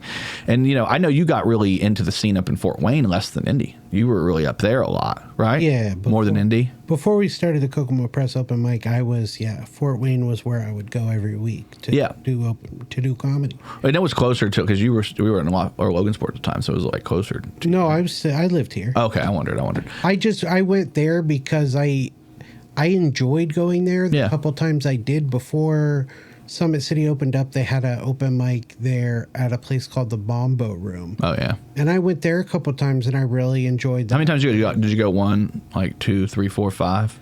Everybody in the club. So come on, let's a little bit of Monica in my life. A little bit of some bitch on my side. You know, that's fucking the Mambo. Anyway, the Mambo. Tell me more about the Mambo. Mambo Room was just their weekly open mic in Fort Wayne at the time. We stopped having an open mic here in Kokomo, and I went to that one. I enjoyed it, so I started going back on my own. I like that. That's actually smart to do, dude. Honestly, and then you were in there for a minute, so you didn't really get to know the indie people. In the last like year or 2 years, we've done a lot of like stuff with indie people, so we know people there, and I do think it's a different vibe. Yeah. I would go sometimes with Dougie to Indy, to Mike's, or to Crackers. Douglas, okay, yeah. Yeah, Douglas. He's so old now that he's got to be Douglas, you know. He's Dougie. He's Dougie. Who are you? Are you Mayonnaise? Mayonnaise? Patty Mayonnaise? No, that's Maddie. That's Maddie Mayonnaise. That's why he's not Patty Mayonnaise. That's literally like from that. Doug's friend Skeeter whenever I meet her. Hey! Fucking gross, dude. Out there. You're the mean guy. You're the green mean guy now. You just admitted that you're the green mean guy, and I don't like that. Didn't he have like orange hair too? Yeah. So he's definitely a ginger fuck, right? Yeah, but that's not who Skeeter is. Skeeter was the friend, I thought. Oh, he's the black guy that was, for some reason, like blue? Yes, blue. Skeeter. Who's the asshole then? What's his name? I feel like it was something... Jeff. His name was probably Chris, if we're being honest. It was Chris. Thought Chris did. I love that was one of the funny things about the charity show that we did, or the benefit show that we did here, was like how that became a through line for like everybody. Yeah, I mean, it does a lot though. I feel like that's a very like. That joke is very much for the crowd to participate. Oh yeah, it's a crowd participation. I have a couple like that I'm getting more into. I'm going to. I like to get the crowd talking because like I think it is like I watched like I don't know if you saw the Comedy Store had a viral post that was like talking. It was like, hey Lisa, what advice would you give to a new young comic? Yeah, I've seen it. And she was like, don't do the whole thank you guys for coming out, or you guys have been a great audience. Don't do. And I was like, bro, that it said for a new comic. Those are the ones that gotta do that. Like, don't tell me. Like, they're the ones that, when they're resetting joke, they got to do something to get the energy back a lot of times, especially new comics. But I feel like for veterans, maybe not so much. Like, but it just depends on the room, man. If you get a room that's like, it's weird because they're coming from the Comedy Store. If you get a room like and people come in the Comedy Store there to watch comedy. A lot of times you get booked in like in Indiana, you're getting booked in a bar, and these people, half the people knew that it was a comedy show, and the other half were like, what the fuck is going on over there? Like, and so you're like trying to ingratiate yourself with them, so you have to like pretend they're there. You know what I mean? Yeah. I don't know. What was your take on it? I feel like people that can't give people notes. Yeah, I guess you're right. That's why I give so many notes to people. What was it at? Hold on. That's on here. Nope. There it is. Oh. No, I mean, I'm kidding. Really, I don't remember what she said word for word. Yeah. But if what she was saying was to not do that, I mean, I think that goes, we've talked about that on the podcast before. Yeah. Certain people have certain ideas about how they think that it should be done. Yeah. But it's all just an attempt at laughter. Yeah. I mean, the way that Jesselnick does it is so different than the way somebody like Bert Kreischer does it. Yeah. I mean, and those are two guys very successful. Or like, Jesselnick and fucking... For now. Yeah. Yeah. I think he's going to weather it. If Bobby Lee was able to weather his storm, I think Bert Kreischer will be able to weather his. I think that's that. I'm pretty sure that the Bert Kreischer thing that went viral this week, it's went viral before. I remember hearing him a long time ago. Nobody gave a shit. Like they gave a shit and then that went away. Like always, that's how this shit goes. Yeah. Like he's too connected, and honestly, what he said was like technically not wrong, but also like weird. Very weird. Very weird to say that you got you had a Blue Chew response to your kid being born. Like that's a weird thing to say. I don't know. I mean, even if it happened to me every time, I don't know. I'm just kidding. It wasn't me. See, this is what happens on podcasts. People make jokes. I don't know if you know that, Sean. Maybe he was making a fucking joke, Sean. I'm here to defend the machine. I'm not raging. Right now, you're raging against the machine, Sean. You are raging against the machine. Me, I'm over here like, look, I'm machine repair. I'm like, no, it's okay. It's okay to talk about getting an erection while you held kids. Yeah. You've never gotten a boner before while you're holding a kid? Like, yeah. I mean, like a baby goat. If I was a baby goat is a kid. Baby goat. Then definitely no. Bestiality's totally. Yeah, that's cool. Never mind. You fucking you said you would fucking sell your soul. Okay, where's the line? Oh, jeez. Being a sex predator, probably. Yeah. Yeah, that's the line. That's the line. Go figure. Well, the funny thing is, you brought up the adrenochrome, and I'm like, isn't that technically worse? Like you're trying to eat them, and totally worse. I don't know. People are funny, man. It's that to you saying that you would sell your soul and drink adrenochrome is actually worse than what he said. You know what I'm saying? Technically, I mean, if you look at it, so like, it's all like when we're making jokes. That's why it's hard for me to get mad. Yeah, I guess. We feel like, you know what? That is a problem with society. Yeah. We feel like everybody that has a little bit of fame should be held to a certain, a certain way that they should behave. Yeah. And that's the certain standard. Yeah. Standard. There we go. That's the word I was looking for. That's not, I mean, every human is flawed. Yeah, absolutely. Completely. Except for me. Everybody else is flawed. I am a perfect specimen. That's why I'm overweight and getting old. I'm just kidding. I completely agree. Like, you're all right. Like, you're not wrong at all. Like, I think we do hold celebrities to a higher standard than regular people, but I think that's because like we give them all money and we elevate them. So I think we have the right to de-escalate them as well. If we escalate you, we should be able to de-escalate you. And I think, or inflate or deflate, whatever you want to call it. That's a better way. Like, if we can inflate you to a higher standard, like, you get inflated up there, and then you're being like, hey, you got to be a good person. And then if you're bad, we can deflate that fucking star if we have to. I mean, yeah, everybody makes their own choices. You can choose to like or not like or follow or unfollow anybody at any time. So like with the other day, like what you said was, what did you say? Like, the Swifties are the fucking worst thing that's ever happened to the world. What did you say? What was it? You wanted to make a declarative statement on the podcast that you hate all Swifties. I did want to say, Jordan told me that he... Oh, you're blaming me for this. Yeah. Oh, my God. No. I'm just going to put it back on you. You're gonna put that on me. I did not come for you. Said, I remember the quote directly. I'll read it from my phone. You said, the Swifties, the Beehive, and whatever the fuck that Nicki Minaj bitch calls her fans are all the worst, and they will definitely not come after this podcast. That's what you said. You literally said it to me. I think, again, you misunderstood what I was saying. Like, what I was trying to say was I came to them. Oh, okay.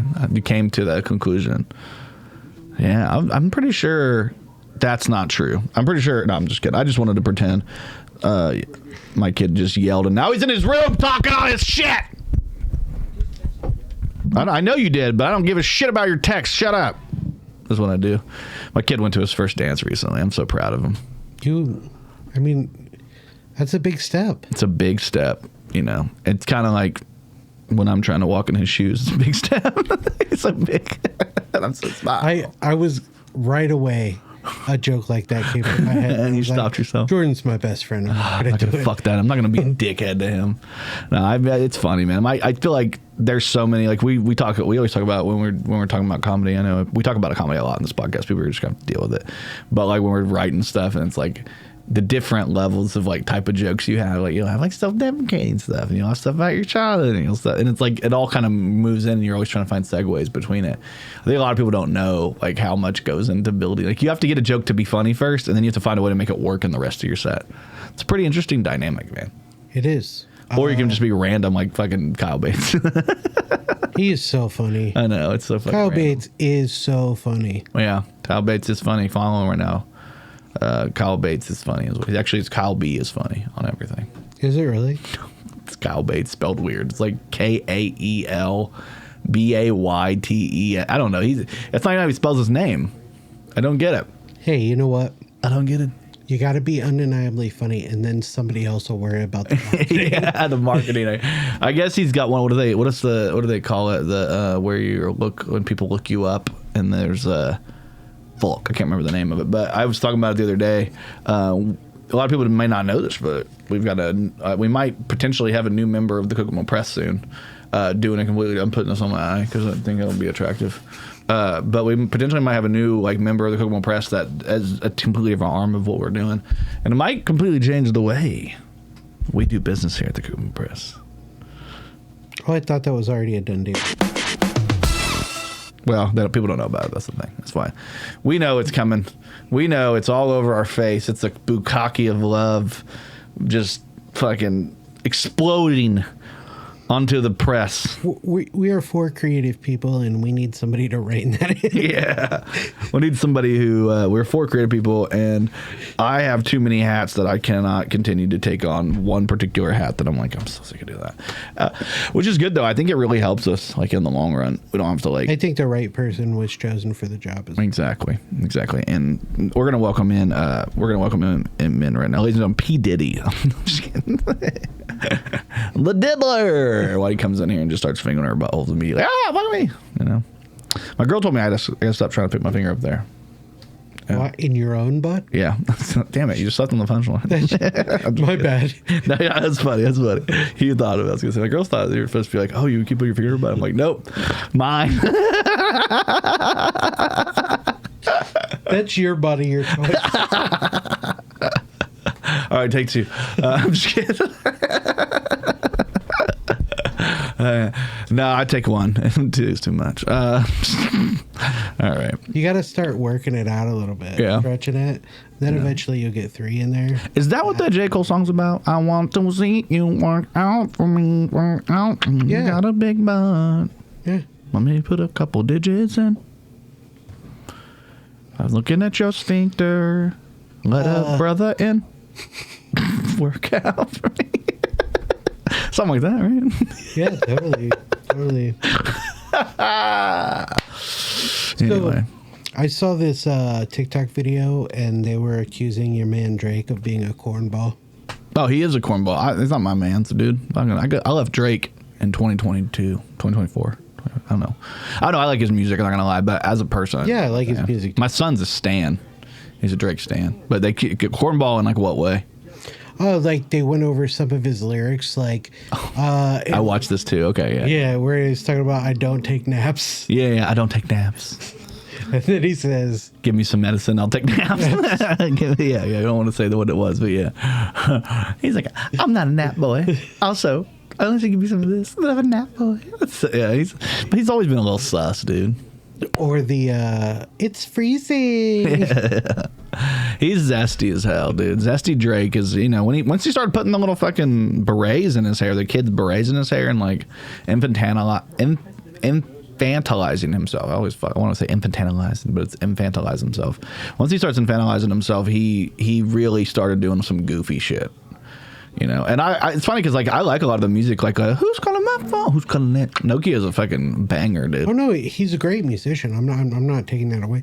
Just I feel like if you write enough of anything, there's gonna be somebody can point to something that's like, all right, that was a weird choice. Sus, yeah. That's true. I mean, I have read your comedy. Hey, a little sus, some of the stuff. I heard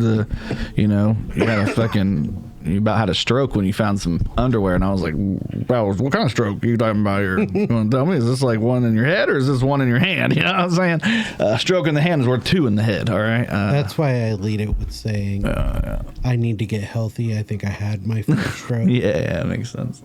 It's funny, man. Was it interesting watching another comic do a joke very similar to you with the runner's high? You know what? I'd seen Strat do that joke before, and I after I was doing mine, but neither of us knew that we both have a joke about runner's high. And they're different. They twist differently, yeah. So I don't think it's the end of the world, but it's funny because like we always talk about how we have things in common in like in the Venn diagram of comedy, because like we're close to the same age. We grew up with the same music.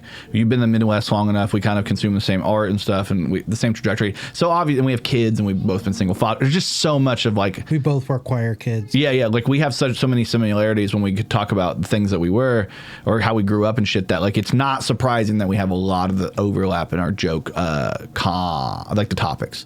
But when I saw that, I was like, ooh, I forgot who the comic was. It's funny in Stratton. I love Stratton. He's so fucking funny. Yeah, Stratton's great. And I know neither one of you guys have seen each other enough to like yeah, I wrote that joke. You know what I mean? Yeah, no. So early on in comedy, I would assume that if I would hear something that was like similar to mine, and I just learned how wrong that. No, most people aren't going to do something malicious like that. It's just like we're all people trying to come up with jokes. Sometimes they're going to be similar to somebody else. Yeah, I think the first time it happened to me. Do you remember? I don't know if you remember that. You were probably there that day, but we were in the basement.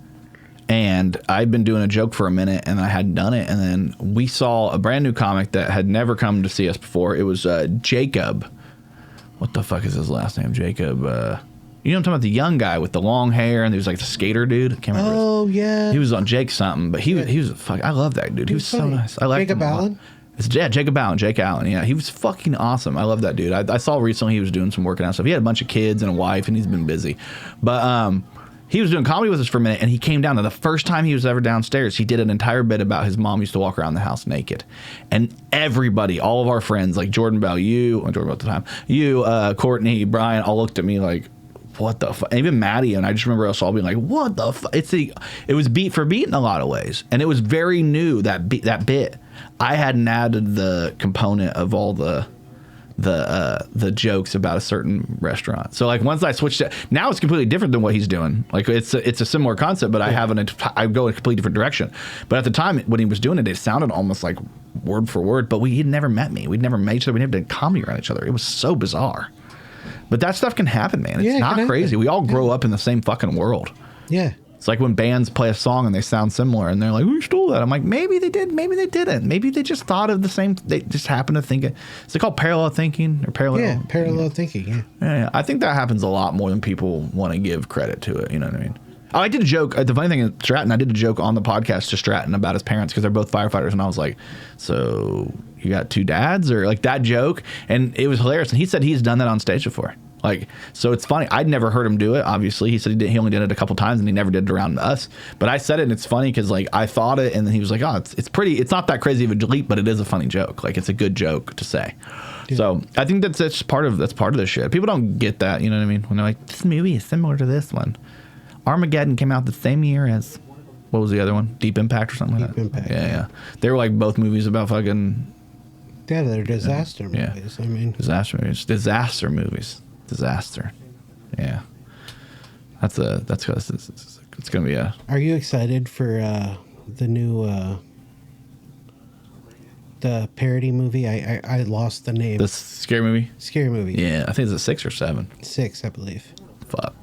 I'm excited because the Wayans brothers they're back at the helm and they know what the fuck they're doing. Yes. The first two were great, and they were in charge of them. And they've been in so many, like, and I mean, I know a lot of people, like Shelby loves the third one. Like, I knew a lot of people that love the Charlie Sheen one.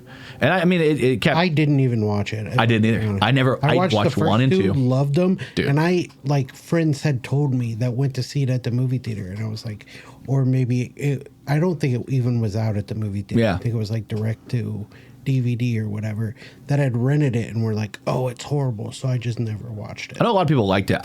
Because it made fun of like Signs and a couple of those movies, like the extraterrestrial movies that had come out and stuff, and The Ring.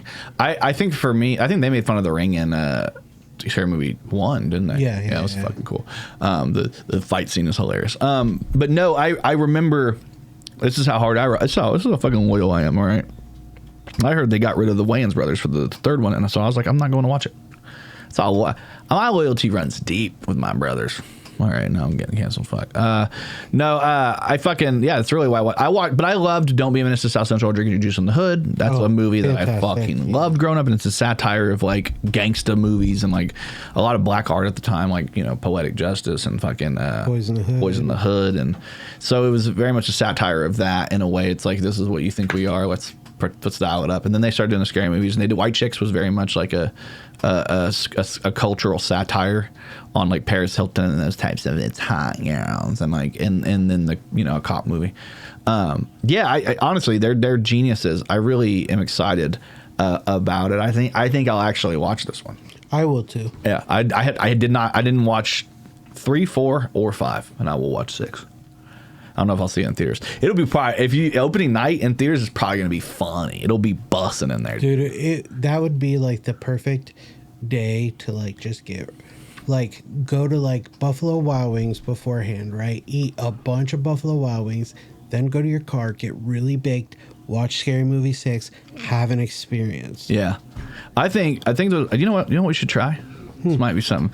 Maybe we can get some businesses involved, and we can get sponsors, and we could buy out a theater for Scary Movie 6 and do the Kokomo Press buys out. Like Kokomo Press and a couple businesses, we all buy out, and we just get an entire like theater filled with people in there watching this fucking movie, dude. I think that we need more comedies. We need more satires. Like, I love satires. It would be us as a satire page supporting a satire movie. I mean, exactly. It'd be about as big as it gets, dude. Maybe we can find out how much that would be. If only we had somebody who's in charge of the business management section. We gotta get somebody to do that. That's something we're gonna be worrying about. But yeah, I think that would be badass if we got because I would just love to be in there with a bunch of cool people that actually are excited to see the movie that aren't gonna be big. Yeah. I saw. It's gonna sound insane, but I saw. How long ago what was it? Not The Ring. What was the other Japanese one? What was the Japanese that people loved? The Grudge. Is it Grudge? The Grudge. I saw Grudge 2 in theaters with a friend of mine and 2 girls. Like I had 2 girls. I had my friend it was like a girl, me, a girl, and my friend, right? And the girls were like, if we get scared, can we hold on to you? And I'm like, of course, you can hold on to us, we're fine. And we're watching that movie, and it's a full theater, and I'm just gonna say it, like 80% black. It was awesome. they reacted and were screaming the whole time. It was like, I've never watched a movie with that type of interaction before. Cause like typically you go to the movie theaters, you're quiet. You know, the trope even from Scary Movie 1 is, you know, black people love to talk during the movies. And I'm watching The Grudge 2, and they're like, "Oh no, girl! Oh no!" Like everybody was, it was crazy. Like, "No, don't go in there, you stupid bitch!" Like it was, people were fucking wild, and it was the most fun experience ever. But it was so scary.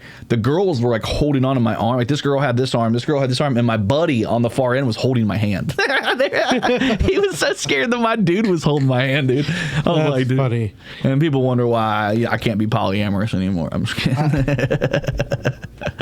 I don't know if you know this. Yeah. I grew up in the ghetto. In the ghetto. And you still There's in another the ghetto. callback for that. But so interestingly enough, Scary Movie is based on the movie Scream. It's a parody of the movie Scream. Yeah. First rated R movie my mom took me to see the first Scream movie, first rated R movie I ever went to. Oh, yeah. Hell yeah. That was in 1996. Yeah. Yeah. 1996, dude. That was like, I just remember 96 being like such a big year. It was a big year for a lot of things. Pokemon was huge that year. The hype over Tupac when he died, it was like at its like main peak. Like they dropped like changes around that time. DMX was huge. DMX was so big at that. Ja Rule was huge. It was a wild time. I honestly like, when I look back at like our culture versus the culture now, I feel like we had such, like we still have a monoculture, like we really do. But I feel like because we have so many sectations and social medias that people prefer, that there's some people like you do a pretty good job. I do a good job. Our friends do a pretty good job navigating between like the newer ones and the older ones. Like I got friends my age that watch Twitch and hang out on TikTok, and they're also on Instagram and Facebook, and they're on Twitter or X, and they're on YouTube. And it's like we're on everything. You know what I mean? We're not like. But then, like, the cultural divide for me, age-wise, is, like, I will not fuck with some Roblox or, like, I'm not really into Twitch. Like, I got friends who are into Twitch, but I don't like watching somebody, like, talk or play games all day. Like, maybe a podcast, like a quick podcast, but when it's, like, a long-ass fucking stream, dude. So my thing with that is if it's a game that, like, I really want to buy, I'll watch somebody play, like, it on a clip or two to see like what the graphics of the game look like or something like that, but that's as far as I'll go into watching it. Yeah, that's pretty true. That's true, dude. That's pretty true. Yeah. I'm just fucking around. I'm just fucking around, dude. I honestly, yeah, I get it. I've watched a couple of streamers on Twitch for a minute when I was playing Pokemon card game, but I would mostly just go check out their replay. Like they'd put out a video. Yeah, no, YouTube. I do on YouTube. Yeah, I don't even have a Twitch account. Yeah, I'm like, I can't do Twitch. I got a buddy of mine at work that's been trying to like, he's like, dude, TikTok live, bro. There's so many things on TikTok. And I'm like, bro, I just don't have it. My account has the ability to go live if you ever wanted to do it. Same. Oh, yeah, the Kokomo Press, dude. dude. Dude, what the fuck? You think we're fucking poor on Kokomo Press, dude? Dude, we got good everywhere. Dude, what the fuck, Sean? I'm just kidding. I don't know. This week has been awkward because, like, we've been killing it so much with the Kokomo Press, like writing wise, that we had so many bangers that we had 2 or 3 months like solid where we were getting banger after banger after banger, and this is the first month that we have that isn't as big as the last 2. So we have our growth. Now we've dropped a little bit, but even then, like we're like still like top 3 months. Yeah, we're still doing better than we did. Best month ever. Yeah, like, but it's weird how that works, man. It's really funny, man. But it has been like it's been really fun, like. I feel like keeping up the writing and like extending stuff and like trying to do more. I know you got into the writing a lot lately. Courtney actually gave us a couple ideas this last time. Yeah. One of them did really fucking well. People don't know this, but Courtney came up with the concept for the alcohol, or was it hand sanitizer versus like feminine spray, like some type of like, what is that? They didn't say feminine. It was like something more intimate spray. Yeah. Which to me was like it mixing those two up because they look the same at like Dollar General, and so we took up side by side and put it up and did like a story about it, about somebody getting upset about their kid at school, and it was like all made up, but like. And it actually that story ended up doing really well, which for concept with her. And then I know she came up with a DoorDash one with you, which was she pitched it to both of us, and I was just like, yeah, I'll write it. Well, I just remember being like, Sean knows way more about it than I do. I don't know shit, which is important. I mean, that's where my money is made, but it makes You know what? I will say the one thing I complain about it a lot because I don't make the money that I would like, but Yeah. it gives me the ability to do all these things. Yeah.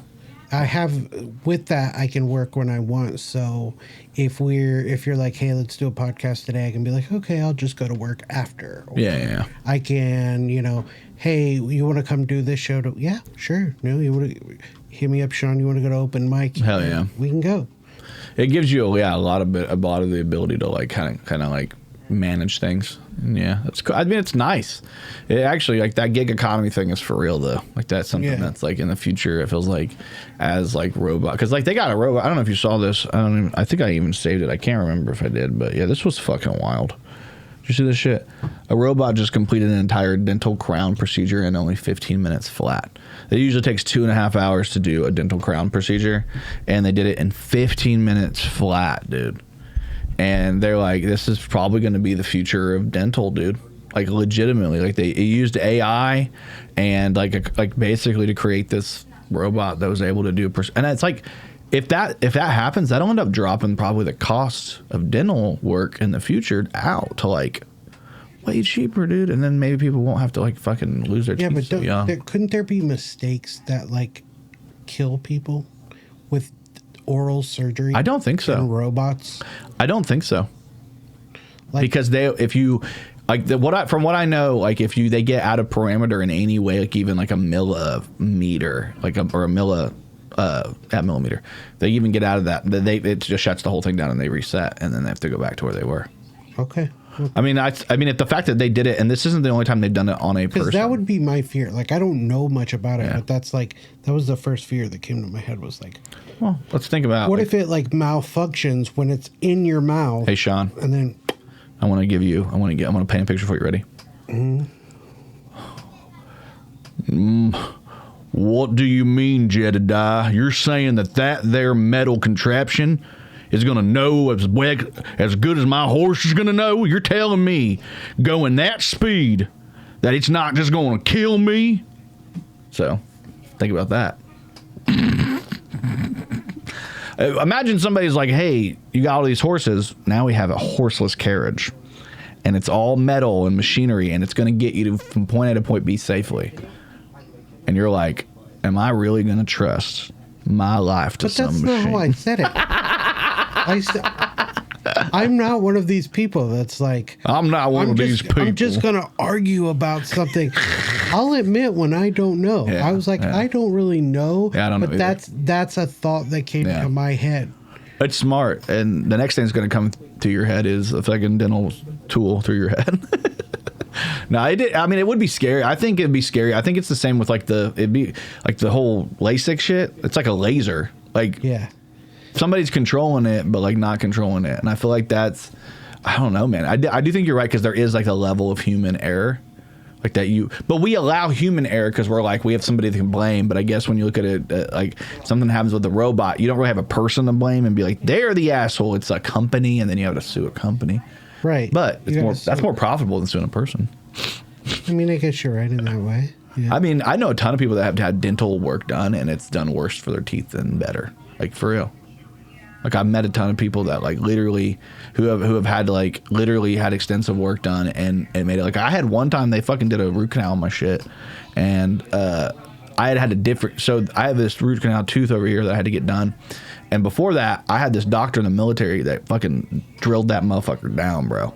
Like, and I'm pretty sure that he did more than he was supposed to, and then my shit was sensitive for years. Like, it took years, and then I ended up needing a root canal. It's the only one of my teeth that I've ever had to have like real serious dental work on. Every other tooth has been fine.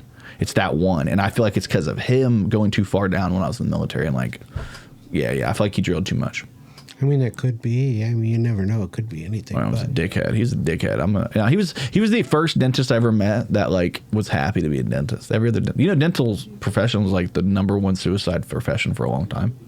Really? I thought it was dentists. Like letter carriers. No, they're the most likely to go postal or kill people. They were like, before school shooters, they were the original shooters. Like, they were like the original scare. Like, these people would be like fed up and go kill people, like postal workers. So they don't kill themselves, they kill people. Yeah. And dentists kill themselves because their parents are mad that they didn't actually become doctors. They're like, oh, you're gonna work on teeth? Okay, what a little freak. You know, you little teeth freak. You're gonna be in people's mouths all day. Also, people hate the dentist. Like, kids are deathly afraid. Like, we all are. Like, dental work is scary because, like, they're in your body, like, but, like, you're awake and it's like, but also you feel it and it's just like, you see them, like, in your face, like, the whole time. Like, there's no other procedure other than, like obviously, eye shit, but, like, your face getting fucked with, your most likely surgery you're going to have in your life on your face is going to be your teeth. Like, that's the most likely surgery. True. And the most you'll have anybody in your face like that, unless you're, like, a woman getting your brows done or some shit. You know what I mean? That's just, like, a lot of, like, aggression right where your eyes are, where like if they like cut your anywhere else in your body, it's your eyes are like literally no, you have a point. I think that's probably it. I have a lot of tattoos, and for me those are the ones that hurt the worst, where I can actually like watch it be done. It's like it's a mental thing, you see it and you like see the sparks on the gun and you're like, okay, I never looked. That's supposed to. I've never looked. I'm just kidding. I look a lot. I don't care. Honestly, I don't really have that many tattoos just because I'm like, I just don't. I feel like it's just a fucking money suck. I mean, it's cool. Like, I love the concept, but I it's haven't like, gotten a new tattoo in years. Dude, I'm just saying, like, it's so much fucking money, and like, you put all this time and you like sit there and you're just getting yourself beat up for money, and then afterwards you're like, look at this. And like, I do get a lot of like, somebody stopped me the other day about the Kokomo Press tattoo and asked me about it. Me and Brian still need to get ours. Oh, dude, it's never gonna happen. And that was like what I told. Who was it? It was somebody at the mic. I think it. Oh, it was Kyle. Kyle asked me about it. Kyle Bates. And he was like, that's cool. And I was like, no, it's kind of stupid. And he was like, no, don't downplay. It's kind of cool that you guys did that. And I was like, I explained to him, like, I originally was supposed to do it with, this was before you were even a part of Kokomo Press. It was like, you were like our aunts lady. We used to always say you're just right outside of the Kokomo Press. Yeah, at the time. Kokomo Press adjacent. Adjacent, yeah. And so me, Jordan Bell, and Courtney Richardson went and got him done. And Brian was supposed to set his appointment. He never did, which is hilarious. Like, he's got so many tattoos, so you would just think. And we actually got the guy that did it was the tattoo artist at Lucky Raven, dude. Yeah.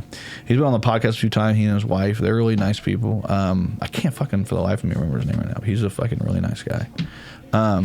And I love talking to him because he lived in Britain for a while, has really good like, but yeah, that dude is sweet. He used to do the one at Fade Salon for a minute. You know what I mean? No. Back in the day, Lucky Raven tattoo. It's a cool shop. But yeah, he ended up doing it for us, and I think Jordan Bell got his covered up, and now the joke is now I have a tattoo with one of my like exes, like a matching tattoo with an ex. We're the only two that have it right now. You are. And it wasn't on purpose. Like, it wasn't supposed to be that way. So now it's like weird as shit. I'll get. So I got to get you and fucking Brian. You don't have to. Like, I'm not gonna tell anybody. But if you want to do it, you guys should. No, I don't mind getting like. I have some really stupid tattoos. This one's cool though. I like this. I like it, like where it's the placement of it, because you can kind of like see it on stage, and it's funny because if I wear the hat and the shirt and this, I'll have like 3 logos on me at once. I'm like, dude, I'm so fucking branded right now, bro. Branded. And like I said, I would have gotten this tattoo regardless if anybody else wanted to or not. This was something I wanted to do anyway, and then we were joking about doing it one day, and then we all went and got it done, and then now it's like, I even branded myself. You don't have to do that. This isn't like, what's the thing that the girl Trivium, you know what I'm talking about? The girl from Smallville got caught up in a cult where they had to do like, the girl from Smallville, Chloe something. This isn't a cult. Yeah, this isn't a cult. Not yet. Contrary to popular belief. Meanwhile, they all have matching tattoos, and I don't know. It's an interesting world we live in the local Kokomo comedy and all the drama that we've been dealing with in the last 7 months, 6 months. We just be doing our thing, man. Dude, it really is. It's just like trying to hang out and have a good time, and then people want to make things out to be bigger than they are, and I'm just like, at the end of the day, I'm like, we don't have to work together.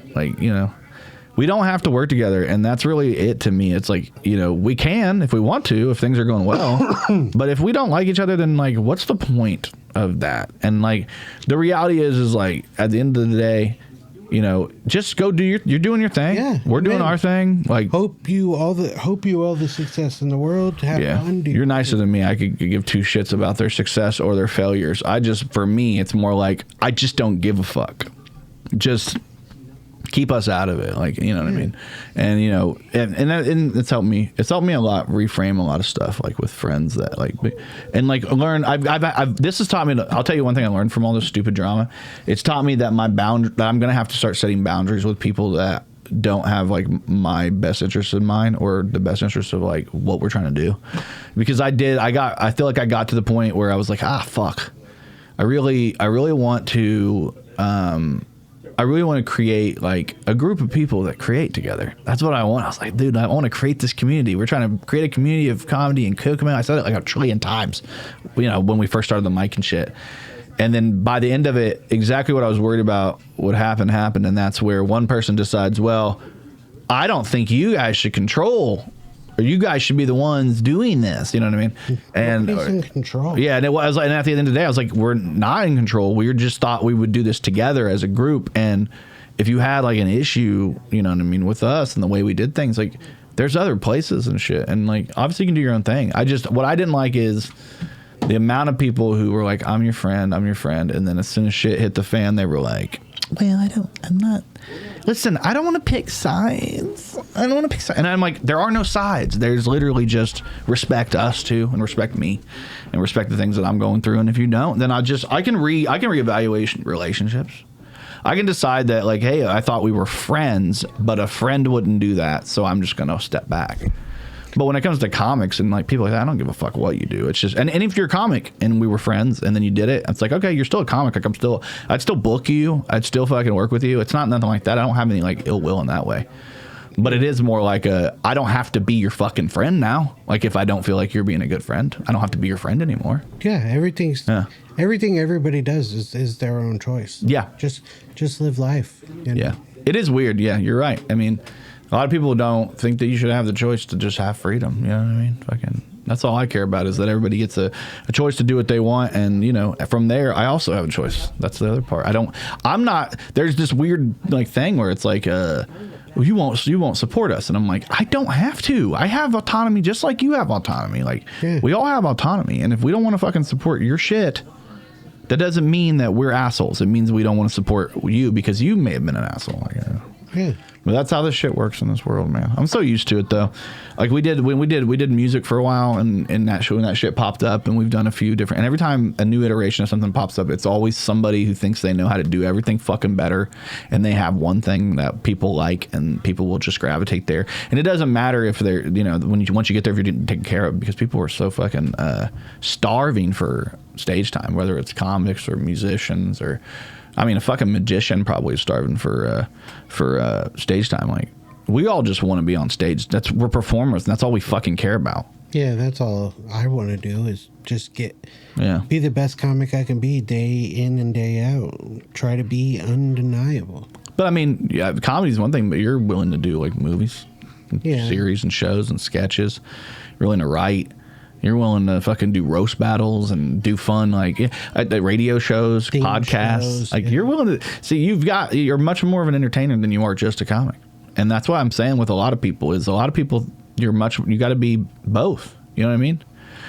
But comedy is like number one. You know? Yeah, it's my love.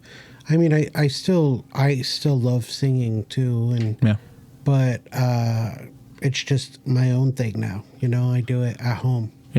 Yeah, and I get that. But if you ever, you know, I feel like you should, if it's something you want to do and it's something you really miss, I think you should still explore it in whatever ways you can, if you decide you want to. Yeah, I might like sign up maybe here soon to try to do a musical again. I haven't done one since high school. That'd be cool as fuck. That would be badass. I think I'm so like, I just like watching you guys do stuff, man. I enjoy watching Courtney and Maddie's new short film. Did you watch? Yeah, it was very good. Dead Ringer. Everything that Maddie touches is good. Maddie's so talented. Yeah, except for Courtney, she's bad. I'm just kidding. All right. Everything. The dude is just so talented, and he cares about this project. And you know, we know, you know, coming up soon, we're going to be participating in a movie with the homie, and it will be announced soon. And I hope you guys, everybody out there, I hope you guys support the hell out of this, because I'm going to be in it. Sean's going to be in it. I'm pretty sure you're going to see a ton of really great local people in it. My son is going to be in it. We got the first Kokomo Press Nepo baby, ladies and gentlemen. Yeah, we got the first Kokomo Press Nepo baby. Apparently my son got it because he knows me, not because I was like, dude, are you sure you want to do this? And I was like trying to talk him out of it. Like, I'm not sure. I was like, it's a lot of work. And I was like, if you do it, I'm not going to be a part of it. I want those guys to do everything because I don't want to overstep. That's the difference, is I didn't want to overstep. But instead, there's this Nepo baby. And I'm like, no. Or he's just a really talented actor. And maybe he's, I don't know, really good. He's also a musician, and he really cares about his craft, and he's a writer, and he's a creative as well. And he can also be talented. He does come from good genes in my opinion, but that doesn't make him a Nepo baby. But we're gonna go with it. He's our little first ever Kokomo Press Nepo baby. Hell yeah, I'm so proud of him. All of our kids have been in sketches. That's what I'm saying. Like, these people are crazy. It's crazy. It's crazy. My son has played Maddie's son. Yeah, he's one of my favorite parts of one of our most recent Christmas sketches, when he was he was pretending to be the Tooth Fairy. It was one of the funniest fucking parts of that shit. And he killed that shit. And it was like really on board with everything we were doing, and he listened to like what I was saying. He took directions so fucking well. Like, he's really funny. He's a choir kid as well. Yeah. And yeah, exactly. And my daughter is also a choir kid. Our kids are chips off the old block. So it's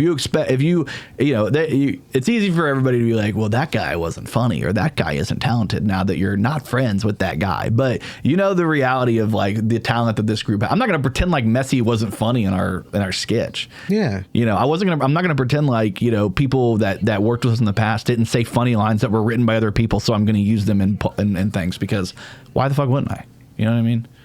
You've written a ton of shit that people were in that no longer want to fuck with us, and it's like, what, are you now not allowed to have your art? Like, your art just dies because they don't want to be associated with the Kokomo Press anymore. That's fucking dumb.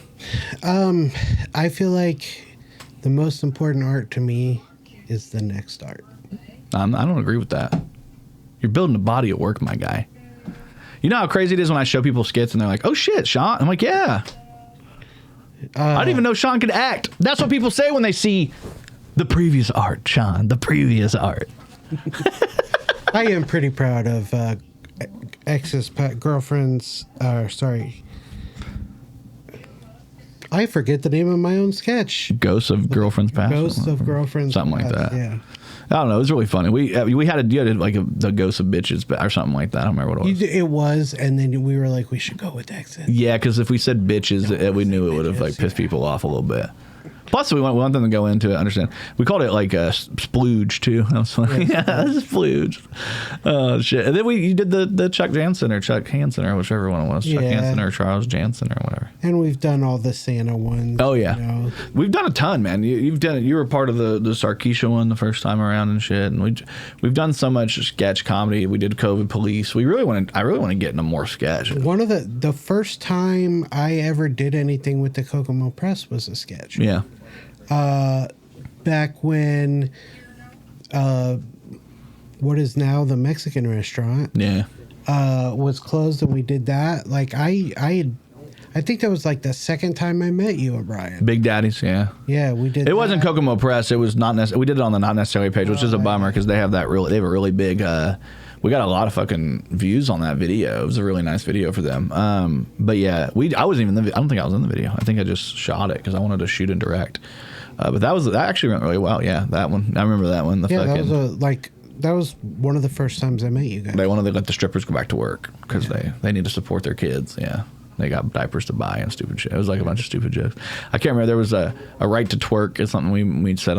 These girls have a right to twerk. This is a right to twerk state. Yeah. And I wrote that joke and I had somebody fucking horrible say it, I'm sure. And then you guys brought me in for COVID Police. And that was better. I liked that one a lot. Sketch. The first one was, there was somebody talking like this. It said, the right to twerk. And I was like, what the fuck are we doing, man? It was very weird, but it was a fun time. You know what I mean? The thing is, like, anytime you do a sketch with somebody and like you're like you don't really have like a script or like a definite stuff, and you do the sketch, like there can be a lot of decisions made not by people who were writing the sketch that end up being weird.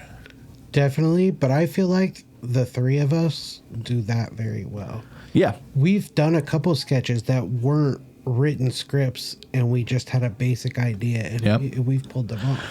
Yeah, and I think that's important. Like, but you know, if you know me, I have the idea of like when it comes to, I'm like, let's film everything we can, And then when I get to go edit, I'm going to watch all the footage and I'm going to create a narrative with all the stuff, all the ideas. So I feel like it's very much like a Judd Apatow approach or like a Adam McKay approach where we're like, everybody's going to do some, what do you call it? Like some fucking improv. Like you're going to improv lines, you're going to create things, you're going to make decisions that we like. We're going to shoot all of it. And then at the end, if something doesn't work, like we have entire sketches where we've just taken shit out. Like they didn't work at all. Like when we did the sketch with Adam, when he played the BMV guy, we shot so much more interview in that than we ever used. We only used like maybe half, maybe a little bit less than that. We did not use that all. And the reason why we didn't use all that is because we knew we weren't going to. We were just trying to see what would work narratively. And it ended up working well. We got a fucking ton of views off of that. Yeah, it was a good sketch. It's a big sketch. I was sick that night. I know. I was bummed you weren't there. Evan Ham took your spot, and he did a great job, though. I will give him a little credit. Evan Ham's also the homie. Yeah, he's hilarious, dude. We've got some good shit coming up, man. Ladies and gentlemen, yeah. Let's fucking wrap this shit up, dude. We're going pretty long tonight. We're goofing. We're talking a lot of shit. If you made it to the end of the podcast, you get to hear a little drama. But I like to, you know, I'll sprinkle it in like a fucking, like a girl would. Like a girl would sprinkle her pubes into some food before she does it for her OnlyFans. Another fake story from this last week. You got anything more to plug, Sean? I forgot to. I know we got the Petty Zoo show. The Petty Zoo show is coming up in May. But before that, April 1st, I'll be in Fort Wayne. I'll be doing the open mic, and then I'll be doing Comedy Snapshot. Yeah, we don't have any graphic for that. Both on April 1st. Yeah. So you could see me twice in one night in Fort Wayne on April 1st. Hell yeah. April Fool's Day, baby. And then April 3rd, we have the head-to-head jackpot, which will be me and my buddy Kyle Bates co-headlining. Cam from Fort Wayne will be out. Mike Marchand, who I featured for before, very funny guy. Come out, see live comedy. Yeah, Cree Hilliard, I can't say her name. Cree Hilliard. She's very funny, very new. Tristan Workin's going to be hosting that show. It's only $10 to get in there at the North End Pub. That is at 2100 Elmwood Avenue in Lafayette, Indiana. So go check that out, man. We're going to have a good freaking time. I'll be there producing. That's all I got to do that night. I'm very excited to only have to produce. Here's some of the stuff I have coming up. I'm going to go and post this on here. Oh, of course, it's going to be off center. But here's some stuff that I have coming up. If you're interested in seeing me, I got no more shows in March, but I will have a very busy April. And that first weekend is going to be the weekend of, what is it? Easter. It's going to be a wild week for you, boy, because I've got a shit ton going on. I'll tell you that much. If I edit that out, I'll probably just leave it in because fuck it. Who gives a shit? And then obviously I do have a great show coming up here. If you want to see me at Roast Battle League in Indy on April 8th, I will be battling the great Zach DeSuba. Bowden Bird's going to be there. Nova Blair, Wesley Boggs, Kyle Kinzer, who we just saw at the open mic, Nick Barnett, Chris Zombie, Evan Ham, who we talked about, and Kyle Bates. Two of the homies that we talked about are going to be head to head. Both of them with Kokomo Press logos in the background. Me with Kokomo Press. Look at this representing. I'm hoping sometime in the future we do one of these and it's all Kokomo Press photos. That would be the ultimate dream right there. I know it's never going to happen, but I do love seeing, the photos from our open mics being used for these because it does show that it has staying power and something that's important. And Courtney, a.k.a. Linsferatu, kills that shit. Anyway, this has been the most recent episode of the Kokomo Press Podcast. Make sure you do me a quick favor, and if you have an idea, go ahead and go over and check out our advertisement. You can advertise with the Kokomo Press. We have a ton of information. Go ahead and message our page, and our new fucking business associate is going to get a hold of you. Business manager is going to get a hold of you. So get a hold of them. We've got so much going on. I definitely think you can check us out. We will be at an open mic soon. We'll be posting that, so make sure you keep that in the clear. Other than that, I've been your host, Jordan Grainger. I'm Sean D. And thank you for hanging out on this episode of the Kokomo Press Podcast, baby. Good night. Too easy.